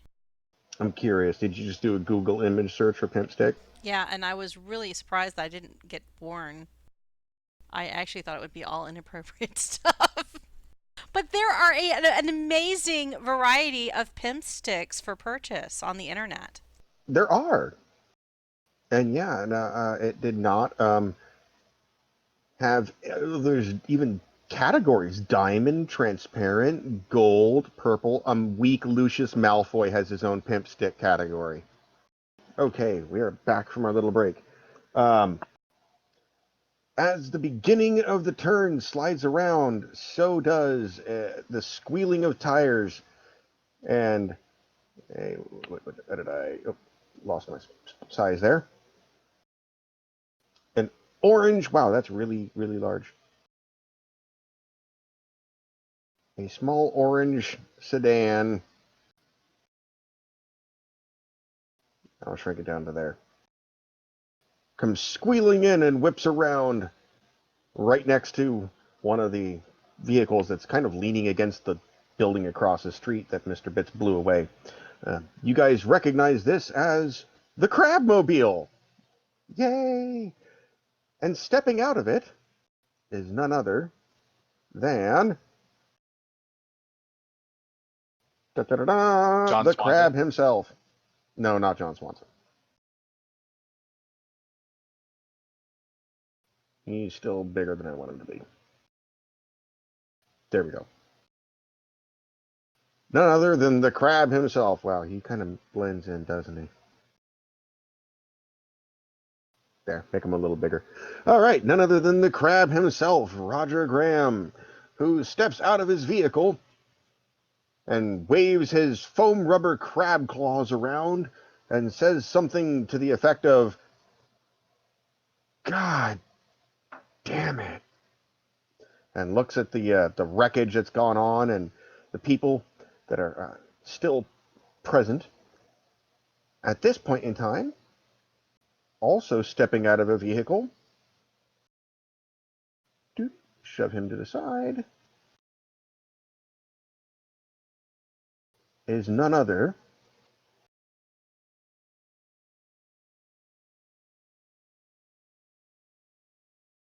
the vehicle that Loogie Nights was apparently protecting until his arrival. Uh, None other than someone that every one of you recognizes immediately from the news as Morris Slay of the motherfucking Time. He points at the crab and says, "There he is. Get him." And all of the disco thugs immediately aim their guns at the crab. Not at you, at him. And Way to be a meat shield, Crab. right, that was his turn. So the first shot. And at least you're remembering the thugs this time. Yeah, I know. You guys got several rounds of no I'm no thinking. no thugs. I'm in the wrong spot. You're kind of being in front of the crab. Yeah, that's not necessarily a good thing. All right, I need his page. Oh yeah, he's a frickin' tank, ain't he? Okay. First bullet sails out at the crab, and yeah, he doesn't even dodge. It just kind of hits him in the chest and goes thunk, and he's like, "Ugh." It's that shell, man. You guys know it's a foam rubber suit. For those who Tyler have met Tyler him doesn't before. know. Tyler thinks it's totally a hard shell. Yeah, Tyler Yeah. doesn't know at all. It's But space age technology foam, so that's what it is. Yeah. Okay, so next up is the Crimson Ninja, who, having heard this, goes, "No!" and leaps forward towards this thug. Onto, I'm going to bring her forward. Onto the hood of one of the cars. How many layers deep is she? There, bring the front. And attacks with her blade, her crimson katana, the thug who just shot at the crab.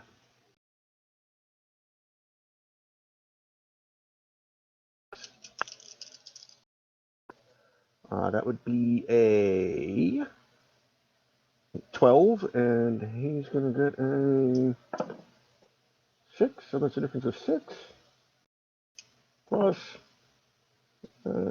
8 is 14. Not enough damage to actually kill him, although he is severely injured. Like, she leapt up onto it and lopped one of his arms off almost effortlessly, although he's not dead. He's very much Black Knight in Monty Python on death's doorstep. Next up is Mr. Morris Slay himself, who, for the moment, is not actually doing anything other than pointing at the crab and saying to get him.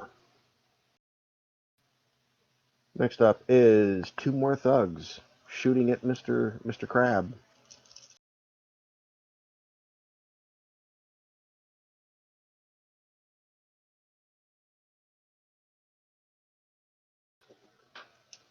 First bullet gets a 10, and he kind of just swats it to the side, and the second one is also a 10. And he, once again, just does not block, make any effort to defend. He just eats it in the face and continues to march towards Mr. Bits. After that is Shota, who has seen all of this activity and change in targeting.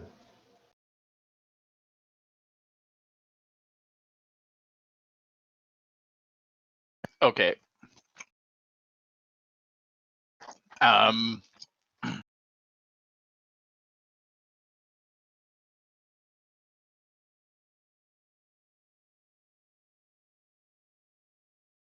Well,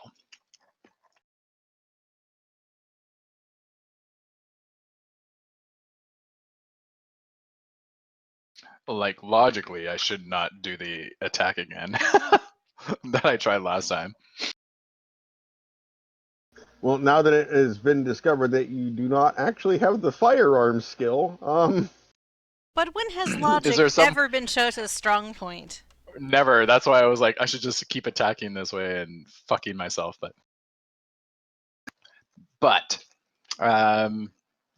is there a way I can use my origin power to fix this? But I would still only get one attack, I guess.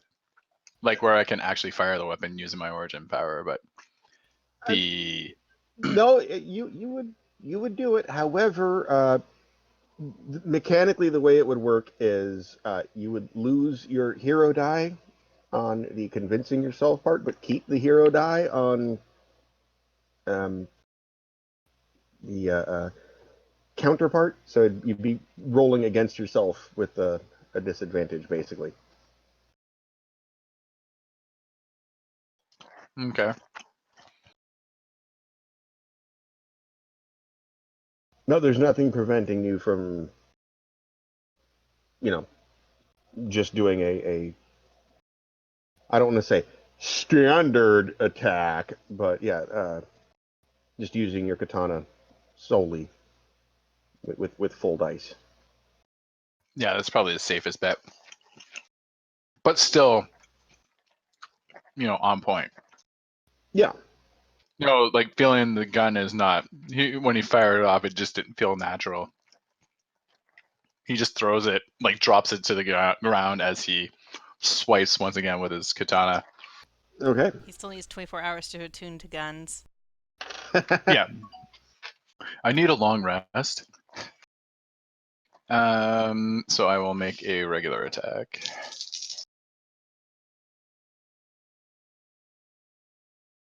And it's a 12. I'm sorry, I missed what it was. A 12 against the Loogie Meister 12 against Loogie Knights. Well, he only got a, let's see, that's a 10 there. with his pimp stick. Which, as Bonnie found while we were on break. Oh, I don't know how to. So 7 total. 7 damage? 7 damage total, yep. That's with your difference? Yep, because I rolled a 5. Ouch. You rolled a 5 on 2 dice?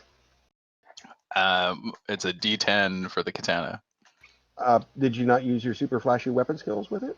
No, because it fucks me too, because I have to roll a Oh, you have a D6 higher. only. Yeah, you have a higher die with a regular weapon. Okay. So Yeah. it's more like, it's kind of like power attack. You get a slightly lower die, but extra damage. Yeah. There's the pimp stick The for. way I've been rolling tonight, I decided to go safety first here. All right. Well, unfortunately, a total of 7 is not enough to break Loogie Knight's DR or damage threshold. So you kind of swing through, and it's glances into his thigh, but it's not enough to dig it in deep enough. He's got his pimp stick there, kind of pushing against it, like, nope, not today, and slides it off. The Loogies go deep. The Loogie is strong with this one. Yep, he just keeps, and that would parrying me with his finger. No, he's not using his finger at least. Not like the The GIF pimp that you stick. posted. He's at least doing it Zorro style with the pimp stick. Killing you Um, softly with his song. right. Exactly. All right. Thug number 9 takes a shot at the crab, and yet not even close. Not even close. Um, okay. Now it's the Groove Lord's turn. After having been blasted repeatedly by Mother Nature, much to his irritation, he has a brief moment of hesitation where he's going to try and figure out whether he should obey orders or go after the lightning source. And he rolls absolutely maximum on his smart roll. So he obeys orders, makes a rude gesture at Mother Nature, and sprints. Uh, okay, sprints is a bad word. Quickly jogs He around in this sachets. right strut, strut, strut, and then sachet. Okay. Um, comes over here and pulls out his gun and takes a shot at the crab. And he does have the firearm skill. Hashtag rubbing it in. Oh, hold on.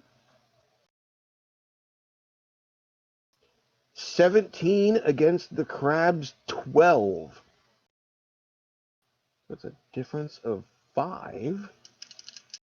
And you see what he's got as his gun is not like everyone else's gun. He's got basically a solid gold-plated Desert Eagle studded with purple rhinestones in a star fashion.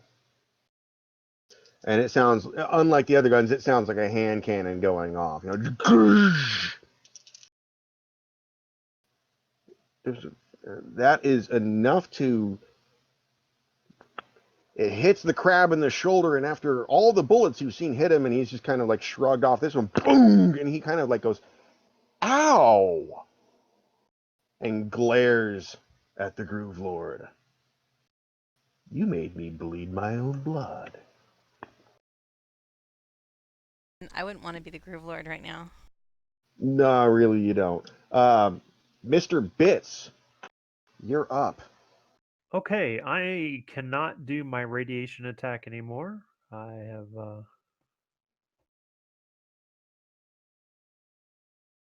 Oh no, you just had a baby. That's the only problem with having control is you're pushed to talk in here.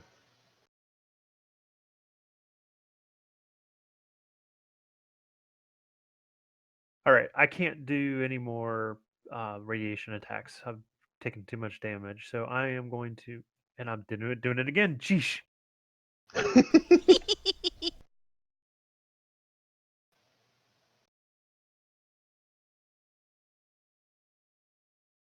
Scrambles to Discord seat, looks for gifts that are associated with the word geesh. I'm going to move over and kind of behind this car, and I am going to do a information overload on the Groove Lord, Okay. and I am going to make him envision the infamous Disco Demolition Night at Comiskey Park in 1979.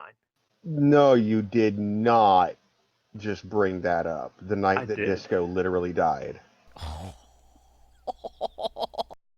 For those listening at home that were not aware of the Disco Demolition Night, basically a whole bunch of people gathered up hundreds and thousands of records of disco music, piled them in a large heap, and then set them ablaze, Well, literally killing disco.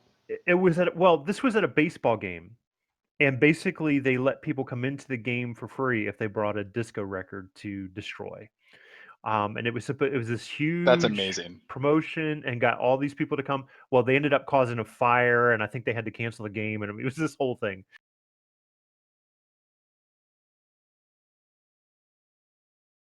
Literally labeled as the night disco died in Wikipedia. All right, and I rolled a 16. A 16 against the Groove Lord. All right, so let me get it.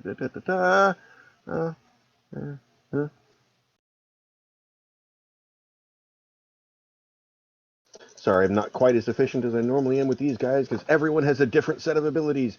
You rolled a 16, he got an 8.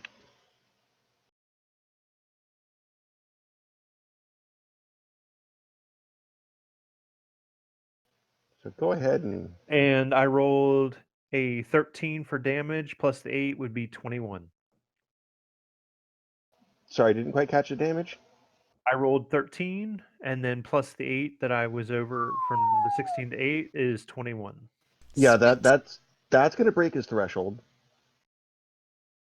And you watch as he, after blasting the crab with his hand cannon, you turn around and duck behind, mostly behind the wreckage of the car, lock eyes with him, send forth the image of the night disco died, and it causes such psychic torment that it racks his brain, and he's clutching the sides of his head.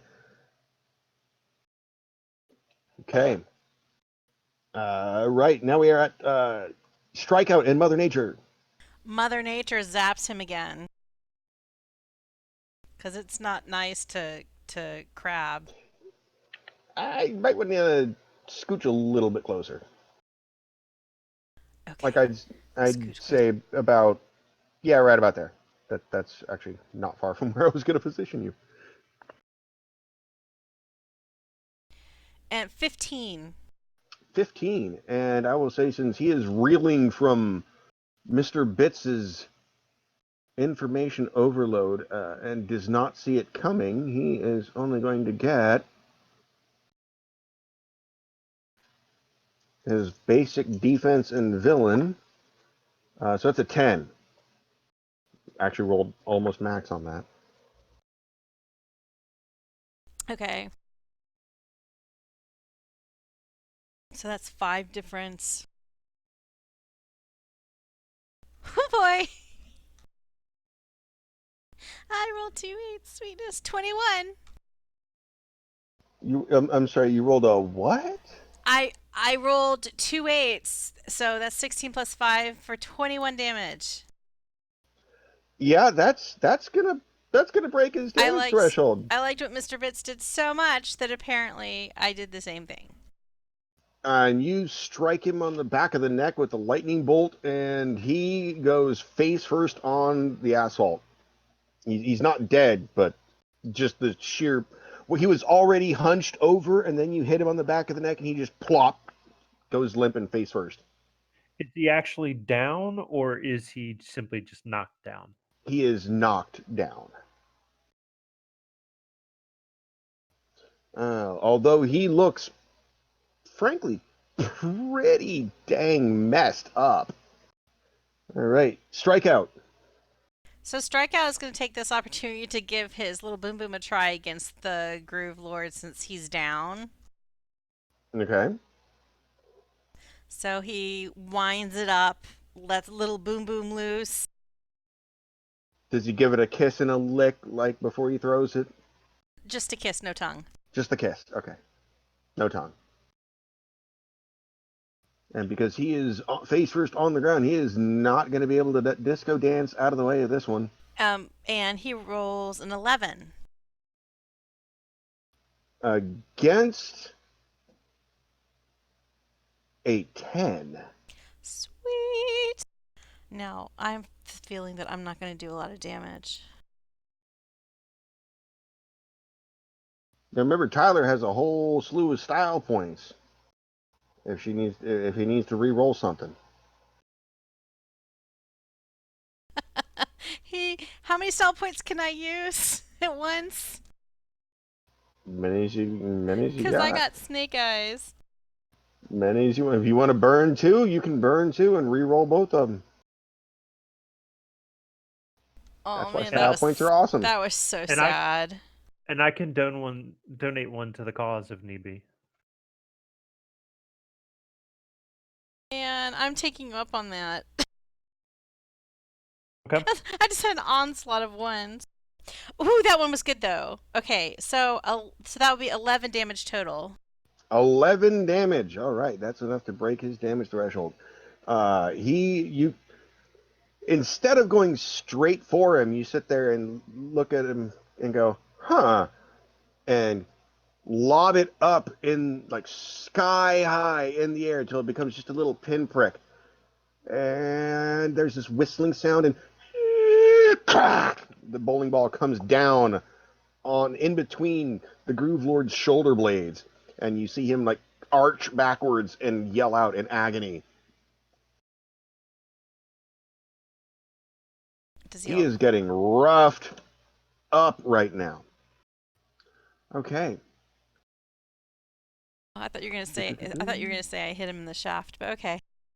Well, Shaft. he's face down. Like, I Okay. mean, it'd be really awkward to manage that. Next up is Loogie Knights, who is smirking at this point at Shota, who has been unable, Who is whooping me? who is slowly turning red with rage at the fact that he has not been able to land a blow. And Loogie Knights, however, is going to have to do the same thing that the Groove Lord did. And he will, while he smirks at you, he says, "Sorry, kid, I got bigger fish to fry." And turns around and goes, does this big ol' Ace Ventura multi-breath loogie hawk. And then, boom, and busts a loogie over in the direction of the crab.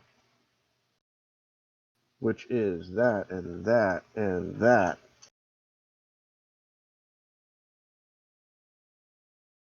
You guys watch as a large, like an impossibly large, got to be the size of a softball, comes out of his mouth. It's glowing green and dripping snot, almost as if the something straight out of the Garbage Pail Kids had come to life 20, 30 years later. Actually, they're making a comeback, aren't they, Garbage Pail Kids? Oh, are they? I haven't seen them yet. I thought I saw them. Maybe it's just the retro thing, but anyway. Hawks it over a car, over the Crimson Ninja, over Mr. Bits even. And onto the crab, who, 17, is 17, ties with a 17. He takes his foam rubber claw and deflects it up against the side of his crabmobile, and you watch as it burns a hole in their right rear passenger door the size of a cannonball. But the crab himself does not take any damage. Next up, we have an army of thugs. We're going to be doing some shooting. Let's see here. Oh, uh-oh.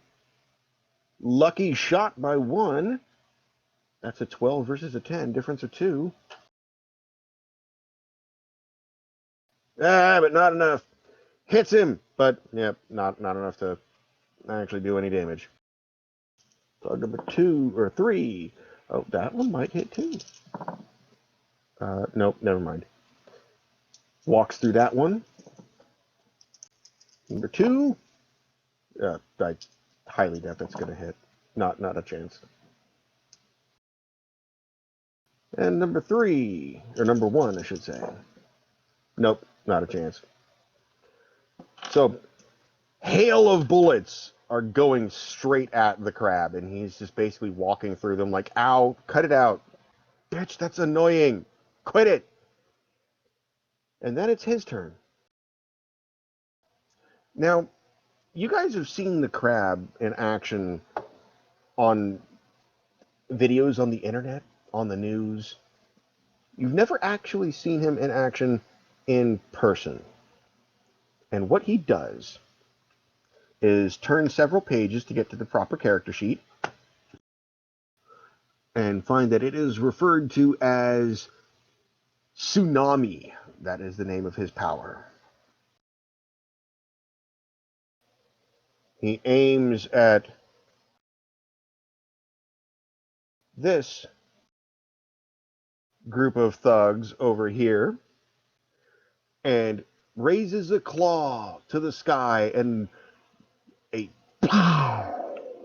huge torrent. This has got to be about 12 inches in diameter. A full solid column of water goes straight into the sky and then arcs over like arrows. And as it separates, as it's coming down, you realize it is, in fact, tiny lances of water that are coming down.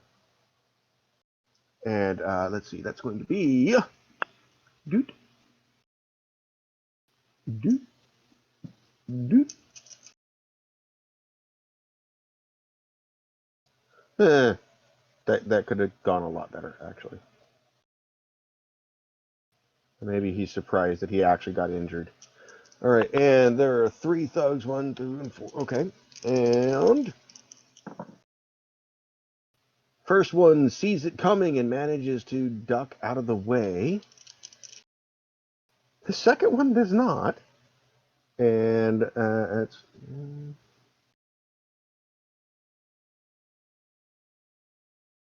takes a water lance to the skull,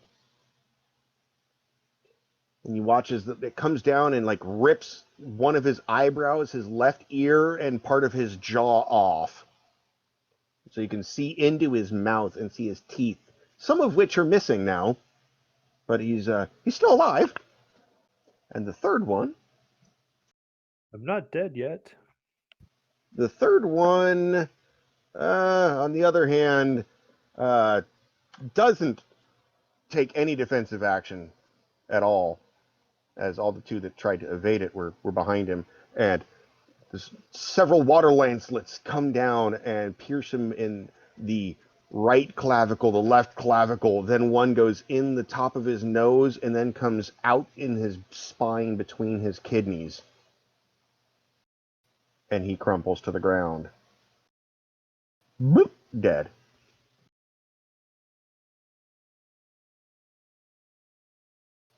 And Roger, the crab, Graham, kind of looks at his claw and goes, "Really? Man, I really do need to retire. That used to be so much more effective." Kind of frustrated with himself. All right. The thug next to Morris Slay takes a shot. Again, not at you guys, at the crab. Oh, okay.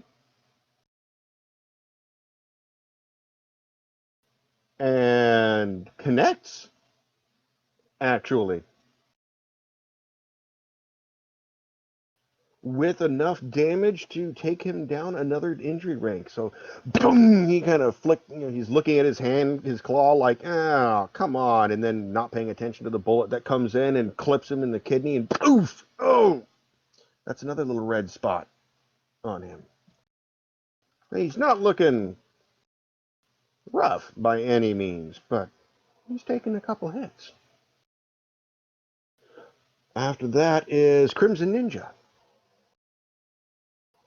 who will then attempt to remove this dude who has 1 hit point left from the battlefield.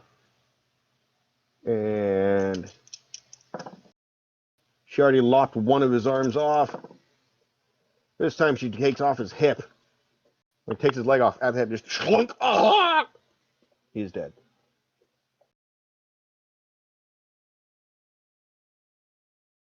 Wow. The heroes and the villains are all super clustered up together in the initiative tracker. I'm sorry, that makes for kind of an annoying gap. But, so he's dead. Hello? There we go. He's dead. Morris Slay, on the other hand, seeing that his people are doing as they have been instructed,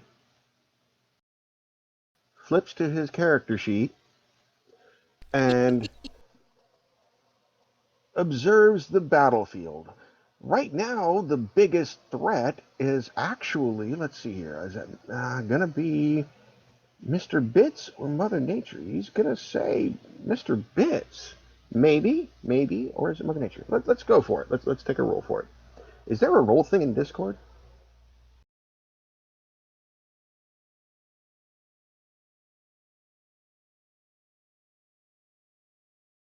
I There don't think should so. be.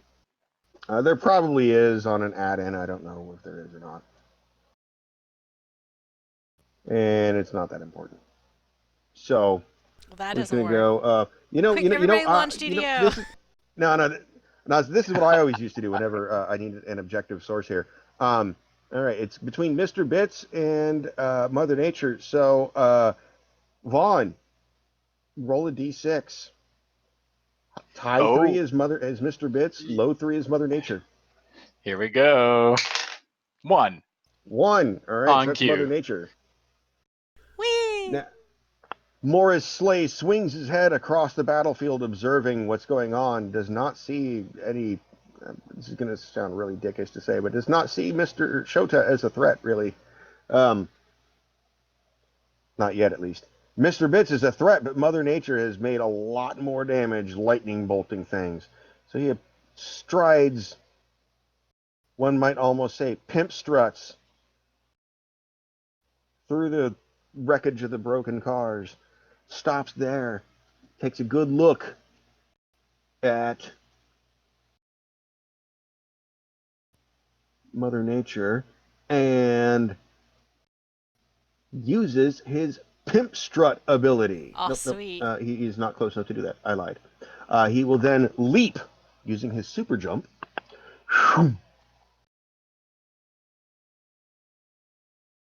Landing right there next to Mother Nature.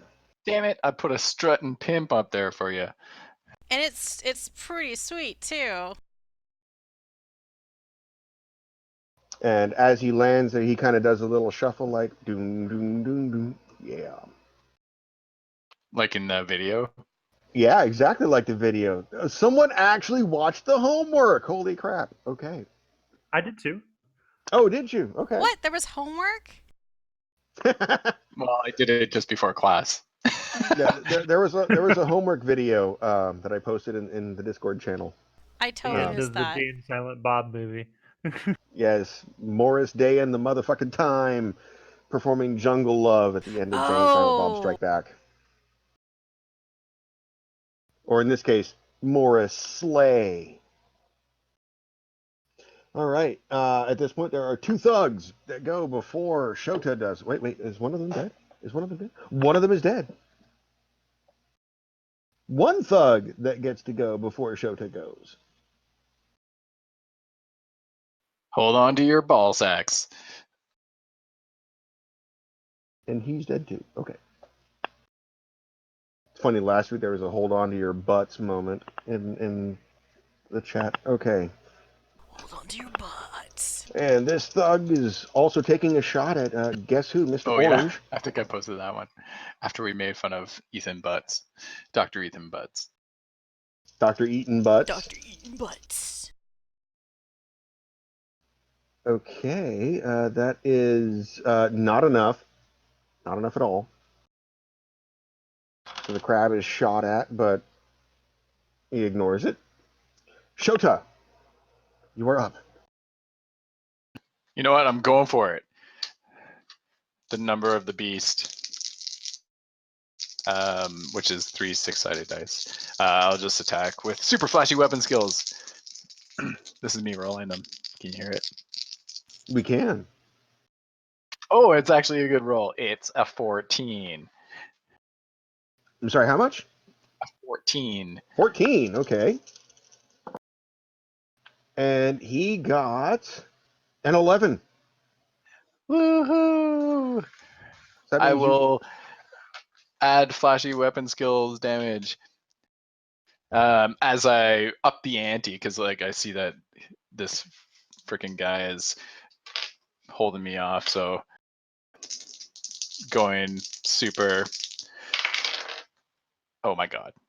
Okay, so the difference was 3 plus 6 is 9, because I rolled a 2 and a 4. Can I use a style point You most certainly on can. my D10 here? Okay, I'm going to, because frig this shit. Okay, well, that made it 11. Made it what? 11. 11. That's enough to break his damage threshold.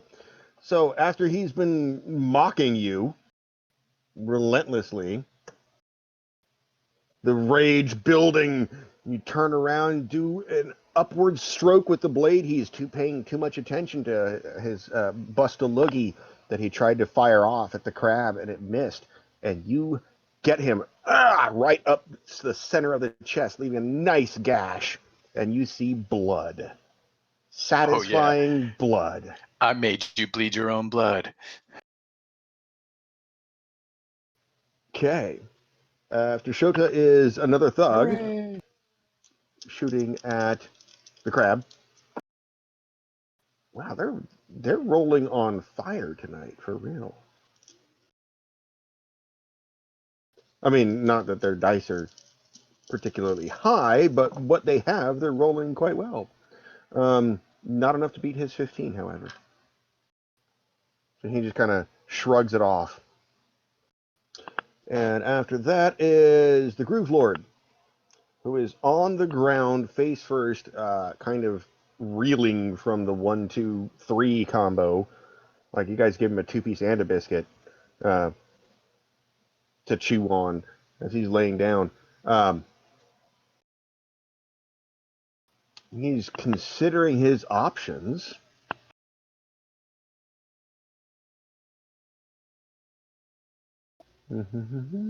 And yep, his form shimmers and fades out into nothing.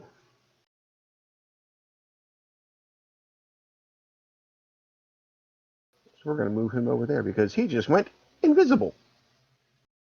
Oh, shit. Now, the only person right now that was actively paying attention to the Groove Lord would be Mr. Bits. So if you would like to roll Smart plus Perception to see if you can keep an eye as to where his whereabouts might be. See, we need Elephantum to show up and have an invisible fight with the Groove Lord. 16. 16. All right. You watching him fade out and having encountered Elephantum and dealt with invisible people before, you very clearly watch as bits of loose gravel on the asphalt move, and you are well aware of his position, though no one else is. Okay. So that was the Groove Lord's turn. Speaking of which, Mr. Bits, it's now yours. Is the Groove Lord? I'm guessing since he's so far away, he's out of my range for information overload. He didn't move very far, actually. So he's within range. Okay, I am going to attack the Groove Lord with information overload. And how are you going to attack him? I am going to fill his mind with the song Disco Duck. I don't know it, and I'm pretty sure I don't want to Google it. You do. You do. It's awesome. Okay. Actually, it's in Discord now. And I rolled a 16. I'm honestly terrified to click that. You rolled a 16. Okay.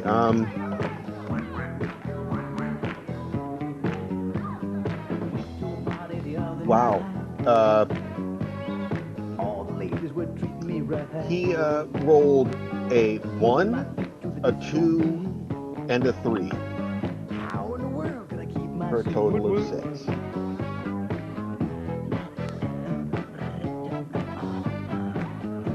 And I rolled an 11 for damage. So he rolled a 6 and I rolled a 16. So that's 10 plus 11 is 21. And you watch as, while trying to shuffle away, slowly, that That's as far as he got, by the way. He didn't get very far.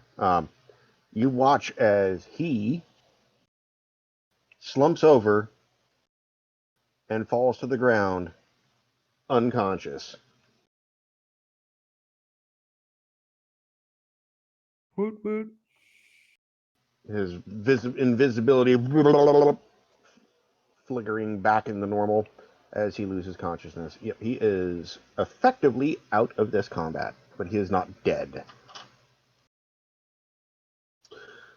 Now, after that is Strikeout and Mother Nature. Yeah, see, all of you guys are like bundled all together. Did we But then miss it's a the long Crimson list Ninja?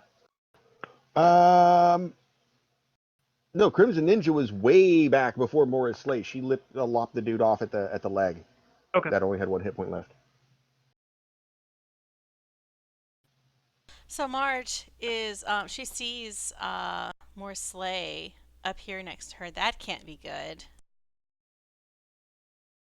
Yes, Morris Slay is fearful loathed, which means he is well known uh, on many, FBI's most wanted lists. He is a known active villain. So she's going to try to blast him with her wrath, because she doesn't want any of that jungle love. Okay. And but I've only rolled a 13. All right. Let's see. He is going to. You watch as he kind of, almost like a rubber band, bends and stretches and contorts. And you rolled a what? 13. 13. His 16 is enough to kind of bend himself around, and the lightning bolt strikes the sidewalk between you two. Bits of concrete fly everywhere, and then he kind of bends, snaps back to normal. And he smiles. Little glint Yeah, of little glint of sunshine off the gold teeth. I figured that's how that was gonna go. Strikeout. And Strikeout Oh, did she seeing want to move?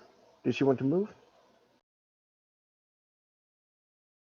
Unlike D&D, there is no attack of opportunity. There's no need to she's gonna disengage. You can move. run if you want to run. She's like, "Yep, I'm out." No, she's Get gonna away from move, the pimp strike. and she's gonna be like, so she's near some pimps, so that if he aims at her, maybe he'll hit some pimps. Okay. And Tyler, I mean, Strikeout seeing this is also like, fuck out of dodge. He moves closer to Shota for protection because Shota single-handedly killed Butt Kraken and Harakuda. And he's gonna try a little boom boom with Great this move. thug. Great move. Just melee club him in the head with a Yeah. bowling ball. Mm-hmm. He needs to get like a big bowling pin to use as a club. It's actually a pretty good defensive role for him. Let's see what the offense has to bring. He rolled a 12. Not quite that good. He got an 11. Whew.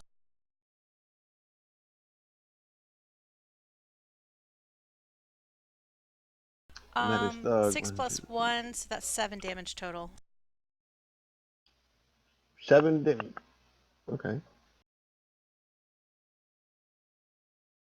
You swing it around and crack him on the shoulder. You can see you probably fractured and dislocated his humerus, but he's still standing, looking not good, but still there. One might say he is at 8/15 of his health. Is that what one might say? One might say. One might say that. Yeah. Now, Strikeout standing right next to Shota, who has just taken a blade up Loogie Knight's chest and left a gash in it. Loogie Knights has to sit there and make a little call here. Is he going to obey orders? Yes, he's going to obey orders. So he sits there and takes another big giant loogie hawk, which is this and this and that. Lobs it. Oh, that might do something. Lobs it over the cars in the direction of the crab. Uh-oh. So that is 14. That's a 21 on the attack roll from Loogie Knights, and an 8 for the crab. Plus 7 damage. Yeah, that's going to go through his damage reduction. He hawks a loogie over the cars. The crab, not paying enough attention, doesn't quite get to deflect it in time, brings up an arm. It doesn't hit his torso. It instead hits his left forearm and sears through the foam rubber. You see bright red flesh kind of peeling and melting away from underneath the costume. He's looking pretty. He's looking hurt. I won't say rough, but he's definitely not happy. And after that is a wall of thugs, because why wouldn't it be?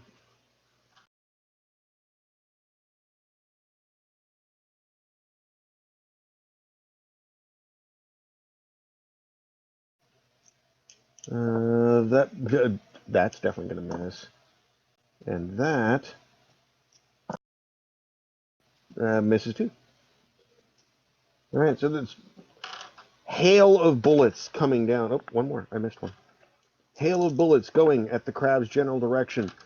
Most of them he's either just ignoring or, except for that one.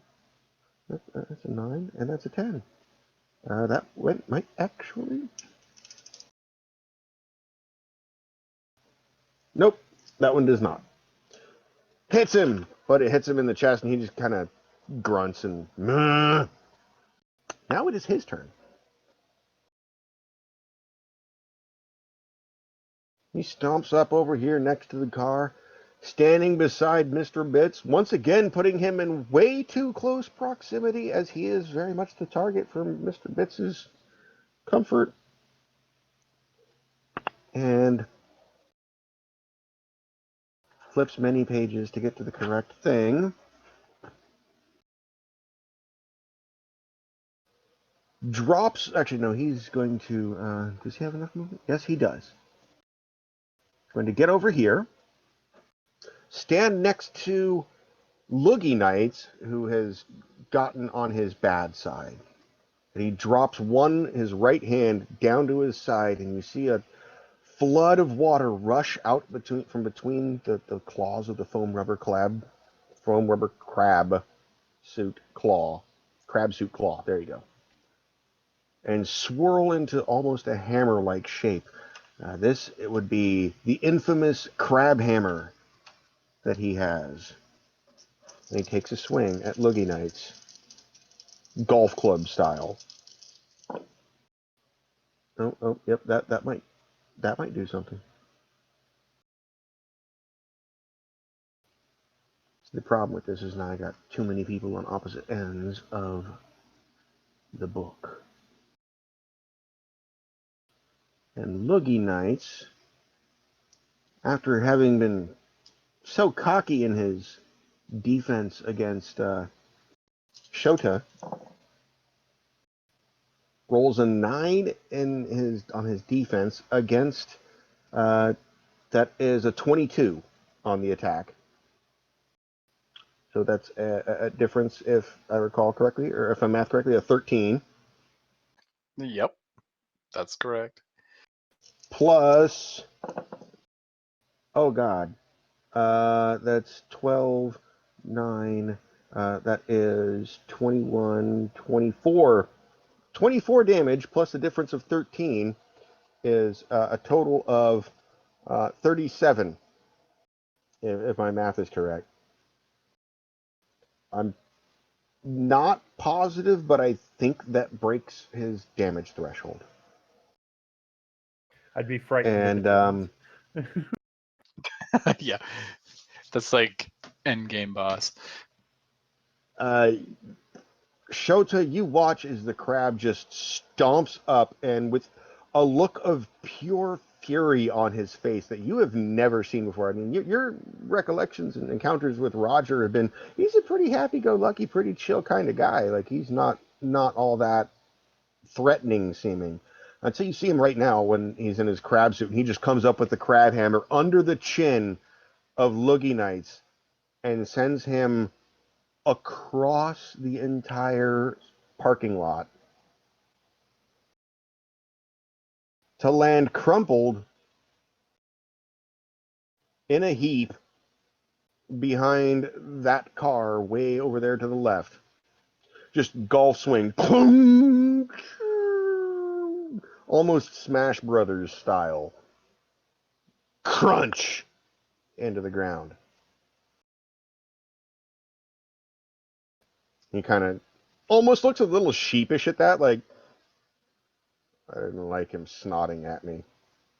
Tyler is mouth agape, and this is now on his bucket list of things he wants to be able to do. And as he's standing there, right in front of you, right in front of Tyler, actually, is the thug who's going to take a shot at the crab right now. Uh-oh. That's Max.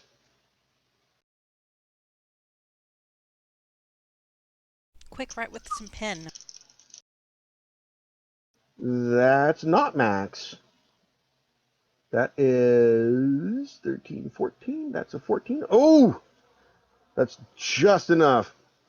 Takes a shot right, but it hits the crab right in the side of the head. But glances off, and the crab looks quite irritated. Crimson Ninja. Crab's got it. He's got it. She comes over here. I have way too many named people in this combat. Okay. Welcome to my world. I know, right? That's why sometimes I keep looking at your combat trackers like, holy shit, I'm glad I'm not you. And a lot of times you don't even see the things that I have Oh. hidden. I know, right? That's the other thing. All right, that is not enough. All right, that's a 5. That's a total difference of 5, and she's got that and that.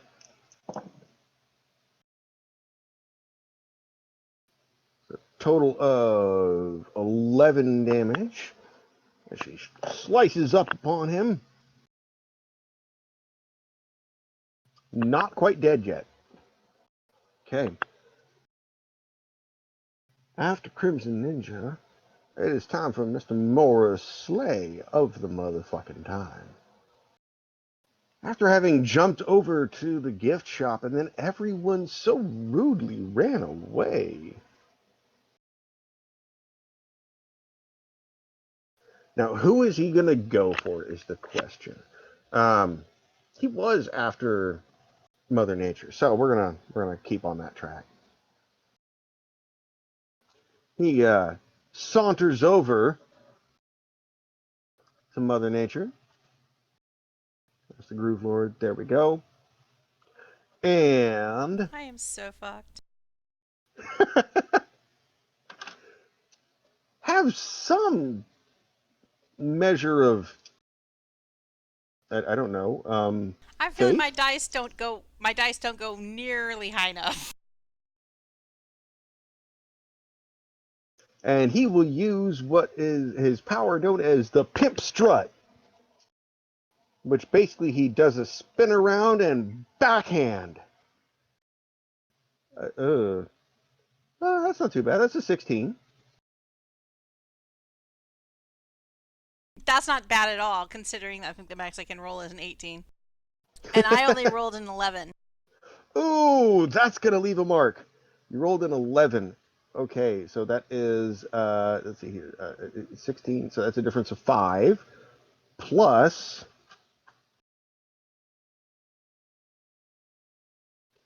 okay, so everyone audibly hears what sounds like a sonic boom as the back of his hand strikes Mother Nature's face in defiance of all that is right with the world. And that is 19 damage, sonic damage, Well, Ooh, as it just cracks obviously that's upside at your head. least. I can only take one rank of damage at a time, right? Correct. yes. Yay! This is the advantage of being a hero, or a villain, as the case may be. So yes, you've suffered, I believe, your first injury rank in this fight, as he backhands you. And in the almost absence of sound following that, as everyone's like, one of the thugs clearly didn't get the dramatic memo and takes another shot at the crab. And I'm not even going to bother rolling because that's a 3. Yeah, it just goes wide. It hits a building. I'm not even rolling for that. Then it is Shoto's turn. Okay. So the Loogie man got thrown away. He got the fuck knocked out of him. He turned into a human golf ball. I'll just move on to this MFer here.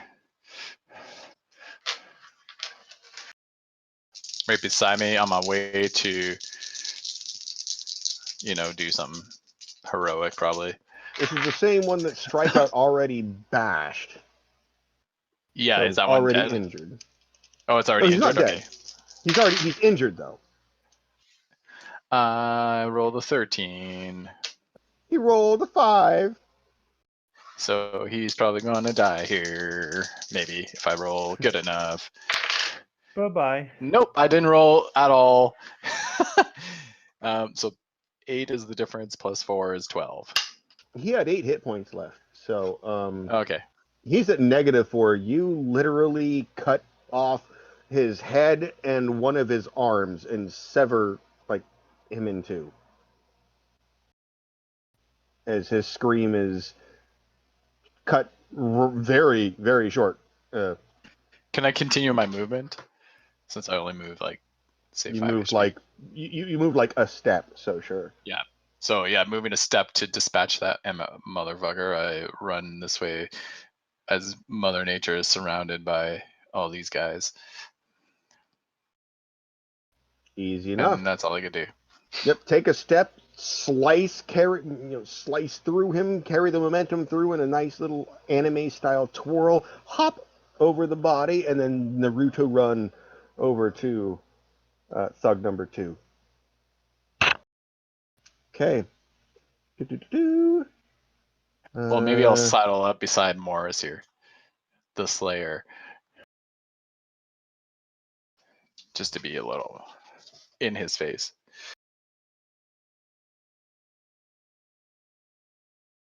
Hold on a second here. 1, 2,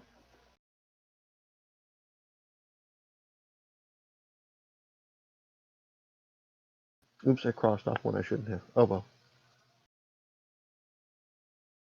So, it is now one of the thugs' turns.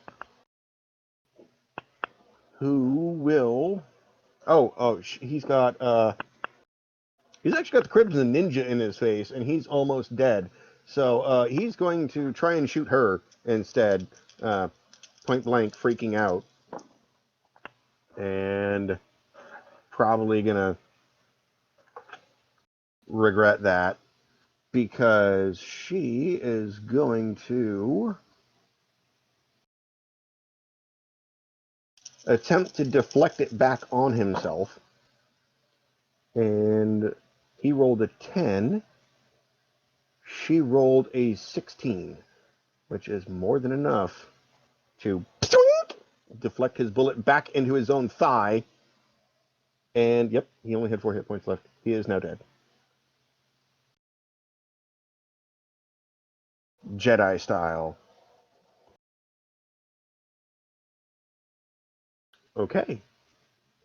That's Crimson Ninja's turn. Actually, no, that was Thug's turn. Actually, I'm lying. Look at me lying. Groove Lord is dead. Right. Not dead. Out. He's out. Mr. Bits. Can villains regen or anything? Is there any way that he can pop back up? That's a question that needs to be answered on a per villain basis. But generally speaking, in the course of a combat, once they're out for that particular combat, unless they have a special ability that says otherwise. Uh, as to whether the Groove Lord does, you don't know. All right, so I guess I'm going to attempt to finish off the Groove Lord, and I am going to go Information Overload again. On the Groove Lord, just to Yes, and I am going to fill his head with the Starsky and Hutch disco dance off. you don't even have to roll. Actually, you know what? As long as you roll higher than, let's say, a 7, he has no active mental defenses right now. I rolled a 13. His head explodes. And now his groove has ended. That would be the second member of the Disco Emperor squad that you have blown their head off with information overload.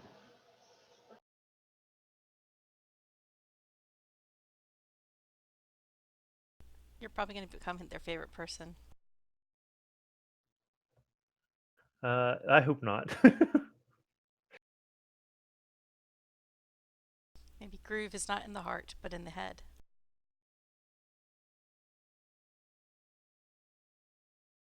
Kablam, kablam. What's funny is the Groove Lord shares a page when my binder is open with Ramrod Stewart, and both of them now share the header, dead, killed by Mr. Bits, information overload. Yeah, I think I just made a top 5 most wanted list somewhere. You probably just made yourself a mark. Okay. On that positive note, we're gonna try and finish out this round so we can start on a fresh round next week, if that's okay. We'll have a couple people left. Sure. Strikeout and Mother Nature in either order. Mother Nature's going to try to get rid of reject the jungle love one more time with her nature's wrath.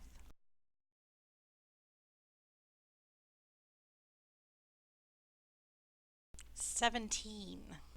17. Fingers crossed, because I have a feeling that it could easily not be enough. Let's see here. Dodge, okay.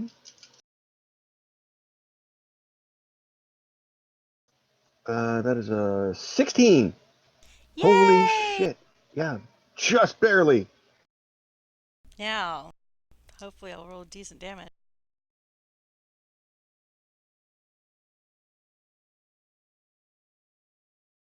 Ooh, okay. 12 plus 1, 13.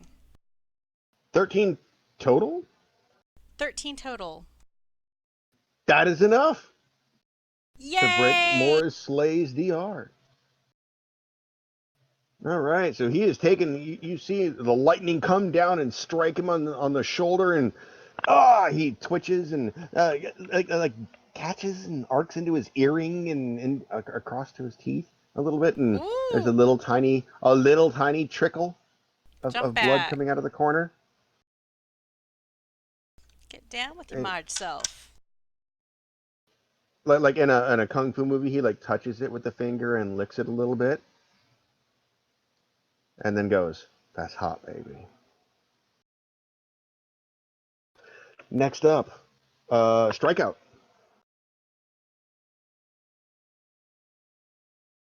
He tries to little boom boom a thug that is near Shota and Marge. Okay, Oh, he rolls a 12. 12. Ooh. It rolls a 5.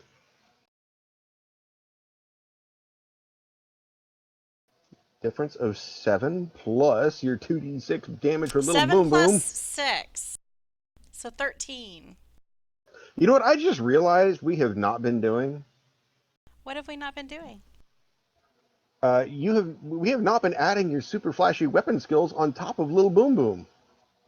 I've been doing 2d6. Is that wrong? Yeah, no, the weapon, little boom boom as a weapon is 2d6.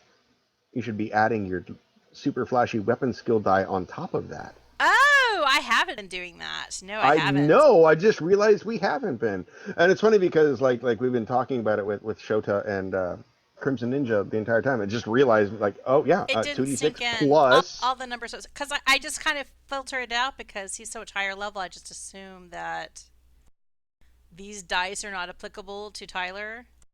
Oh yeah, no, they're totally applicable to Tyler. So Tyler's super flashy weapon skills, I believe. Let me flip back here.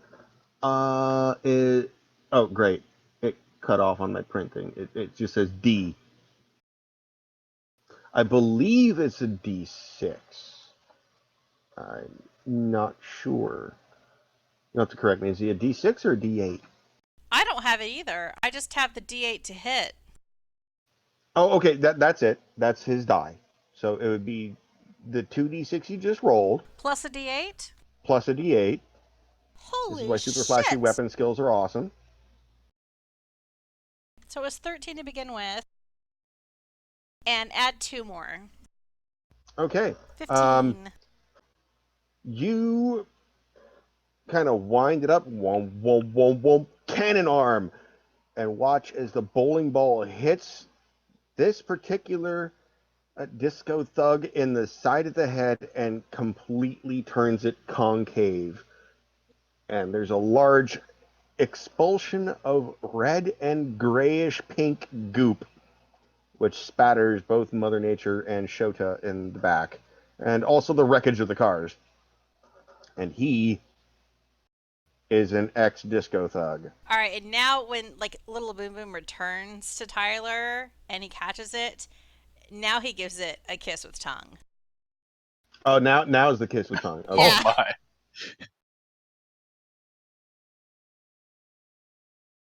Sweet Little Boom Boom. Okay. Loogie Nights kind of stumbles to his feet, comes around the corner, looks at the thug to his left, looks at Morris Slay to his right,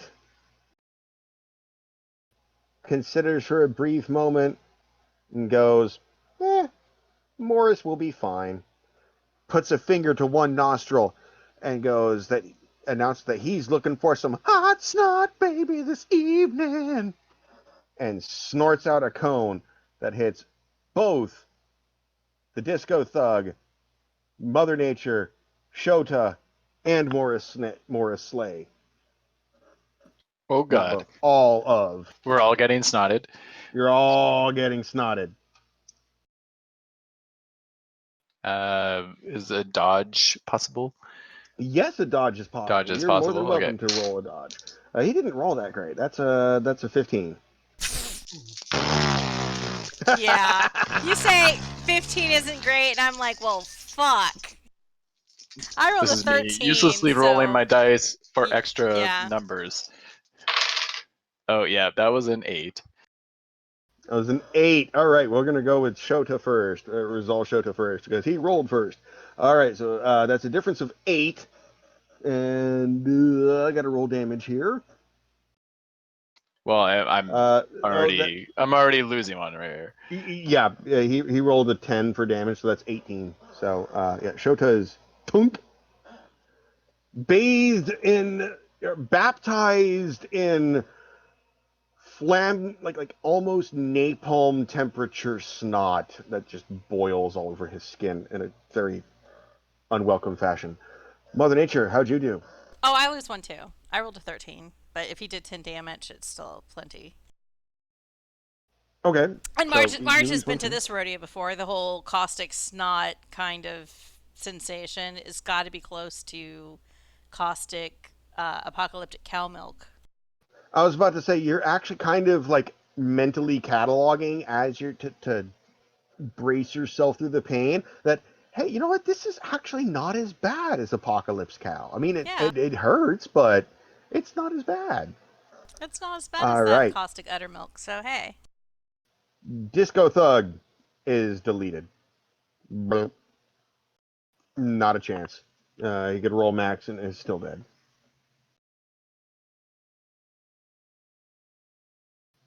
And last but not least is Mr. Morris Slay himself.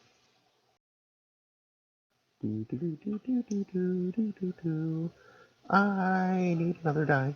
wait, the crab gets 8 attacks, right? No. 6 of those are. Oh my god! I roll on 2d10 and a d8. I rolled 222. Yay! Yay! 2d10 So and a d8. Holy fuck, that's a big number. yeah. Well, to be fair, and you guys have figured this out now. Loogie Knights and Morris Slay are significantly higher level than you guys are. Um, the Groove Lord was actually a lower level. He was effective level 4, and you guys ripped him apart.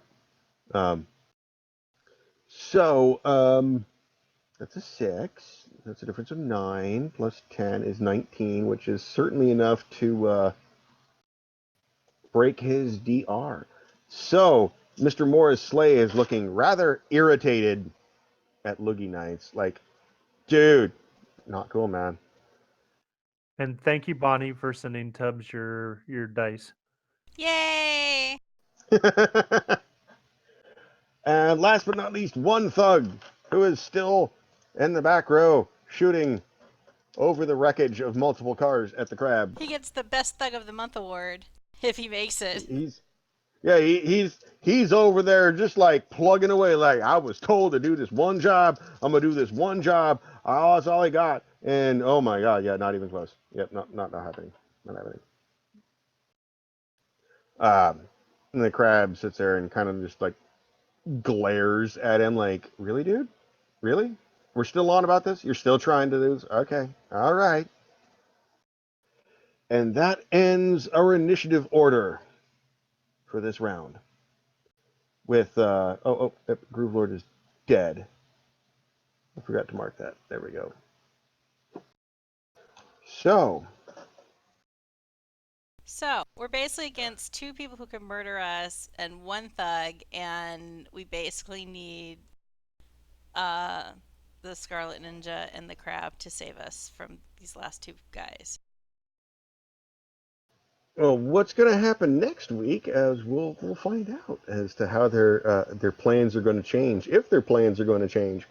But yes, right now you have an injured crab, an uninjured Crimson Ninja who has been cutting through disco thugs like they're paper mache.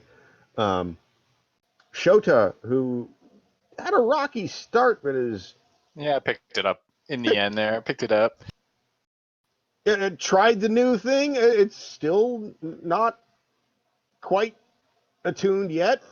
We'll get there. Um, pretty much the same happened with Strikeout. It was trying to throw some balls around and got his balls knocked until he put his balls in the lane that they were supposed to. I can't say that with a straight face. That's a Well, lot of ball puns. I That's a lot mean, of ball puns. I think with the targets left over, he's probably not going to strike out unless he gets lucky. The Loogie Knights got the crap clocked out of him by the crab. Um, and Mr. Morris Slay and the motherfucking time. Only thing he's done really is an epic backhand, which shocked everyone present until some tactless disco thug decided to take a shot at the crab again. Um, Meanwhile, at least no more than half of their cars are wrecked if not completely destroyed, by Mr. Bits's radioactive bursts and being flung around. And the Crab's Crabmobile, which is basically just a hatchback with some, plastic bits attached to it for effect, has its right rear passenger door melted through from a snot glob from Loogie Nights. And this rather large conflict is not complete. We will have to finish this one next week because there's no way we're going to finish this one in the next 10 minutes or so. This one might be wrapped up next week. Maybe.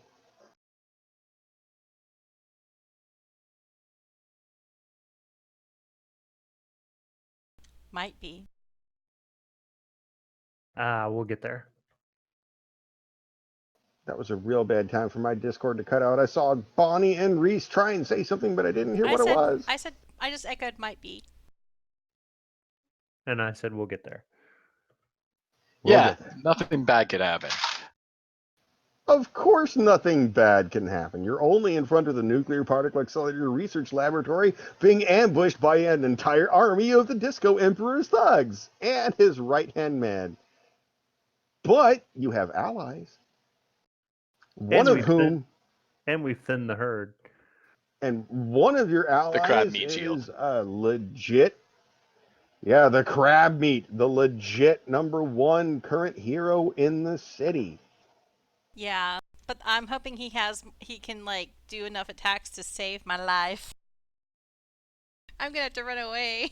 I think Marge's gonna have to run away. Hey, don't feel bad, Mother Nature. You're actually not the most injured by a large margin. There's half your team has more injuries than you do. Not the most injured by a large margin.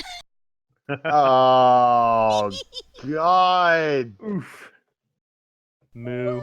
Okay. A large margarine. Retcon style point. I'll give you a retcon style point for that. And Tyler's over there uninjured, I don't know what y'all are complaining about. He's uninjured, but he didn't have any style points anymore, and he had to borrow one off of Bert.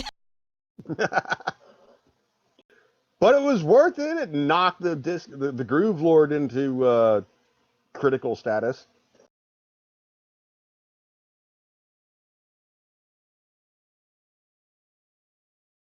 All right, so that will be the end of our episode for this week. Sweet. Have a good Sure evening. thing. Good night, everybody. Give you doo-dah. All right, good night. Yep, snooze, well.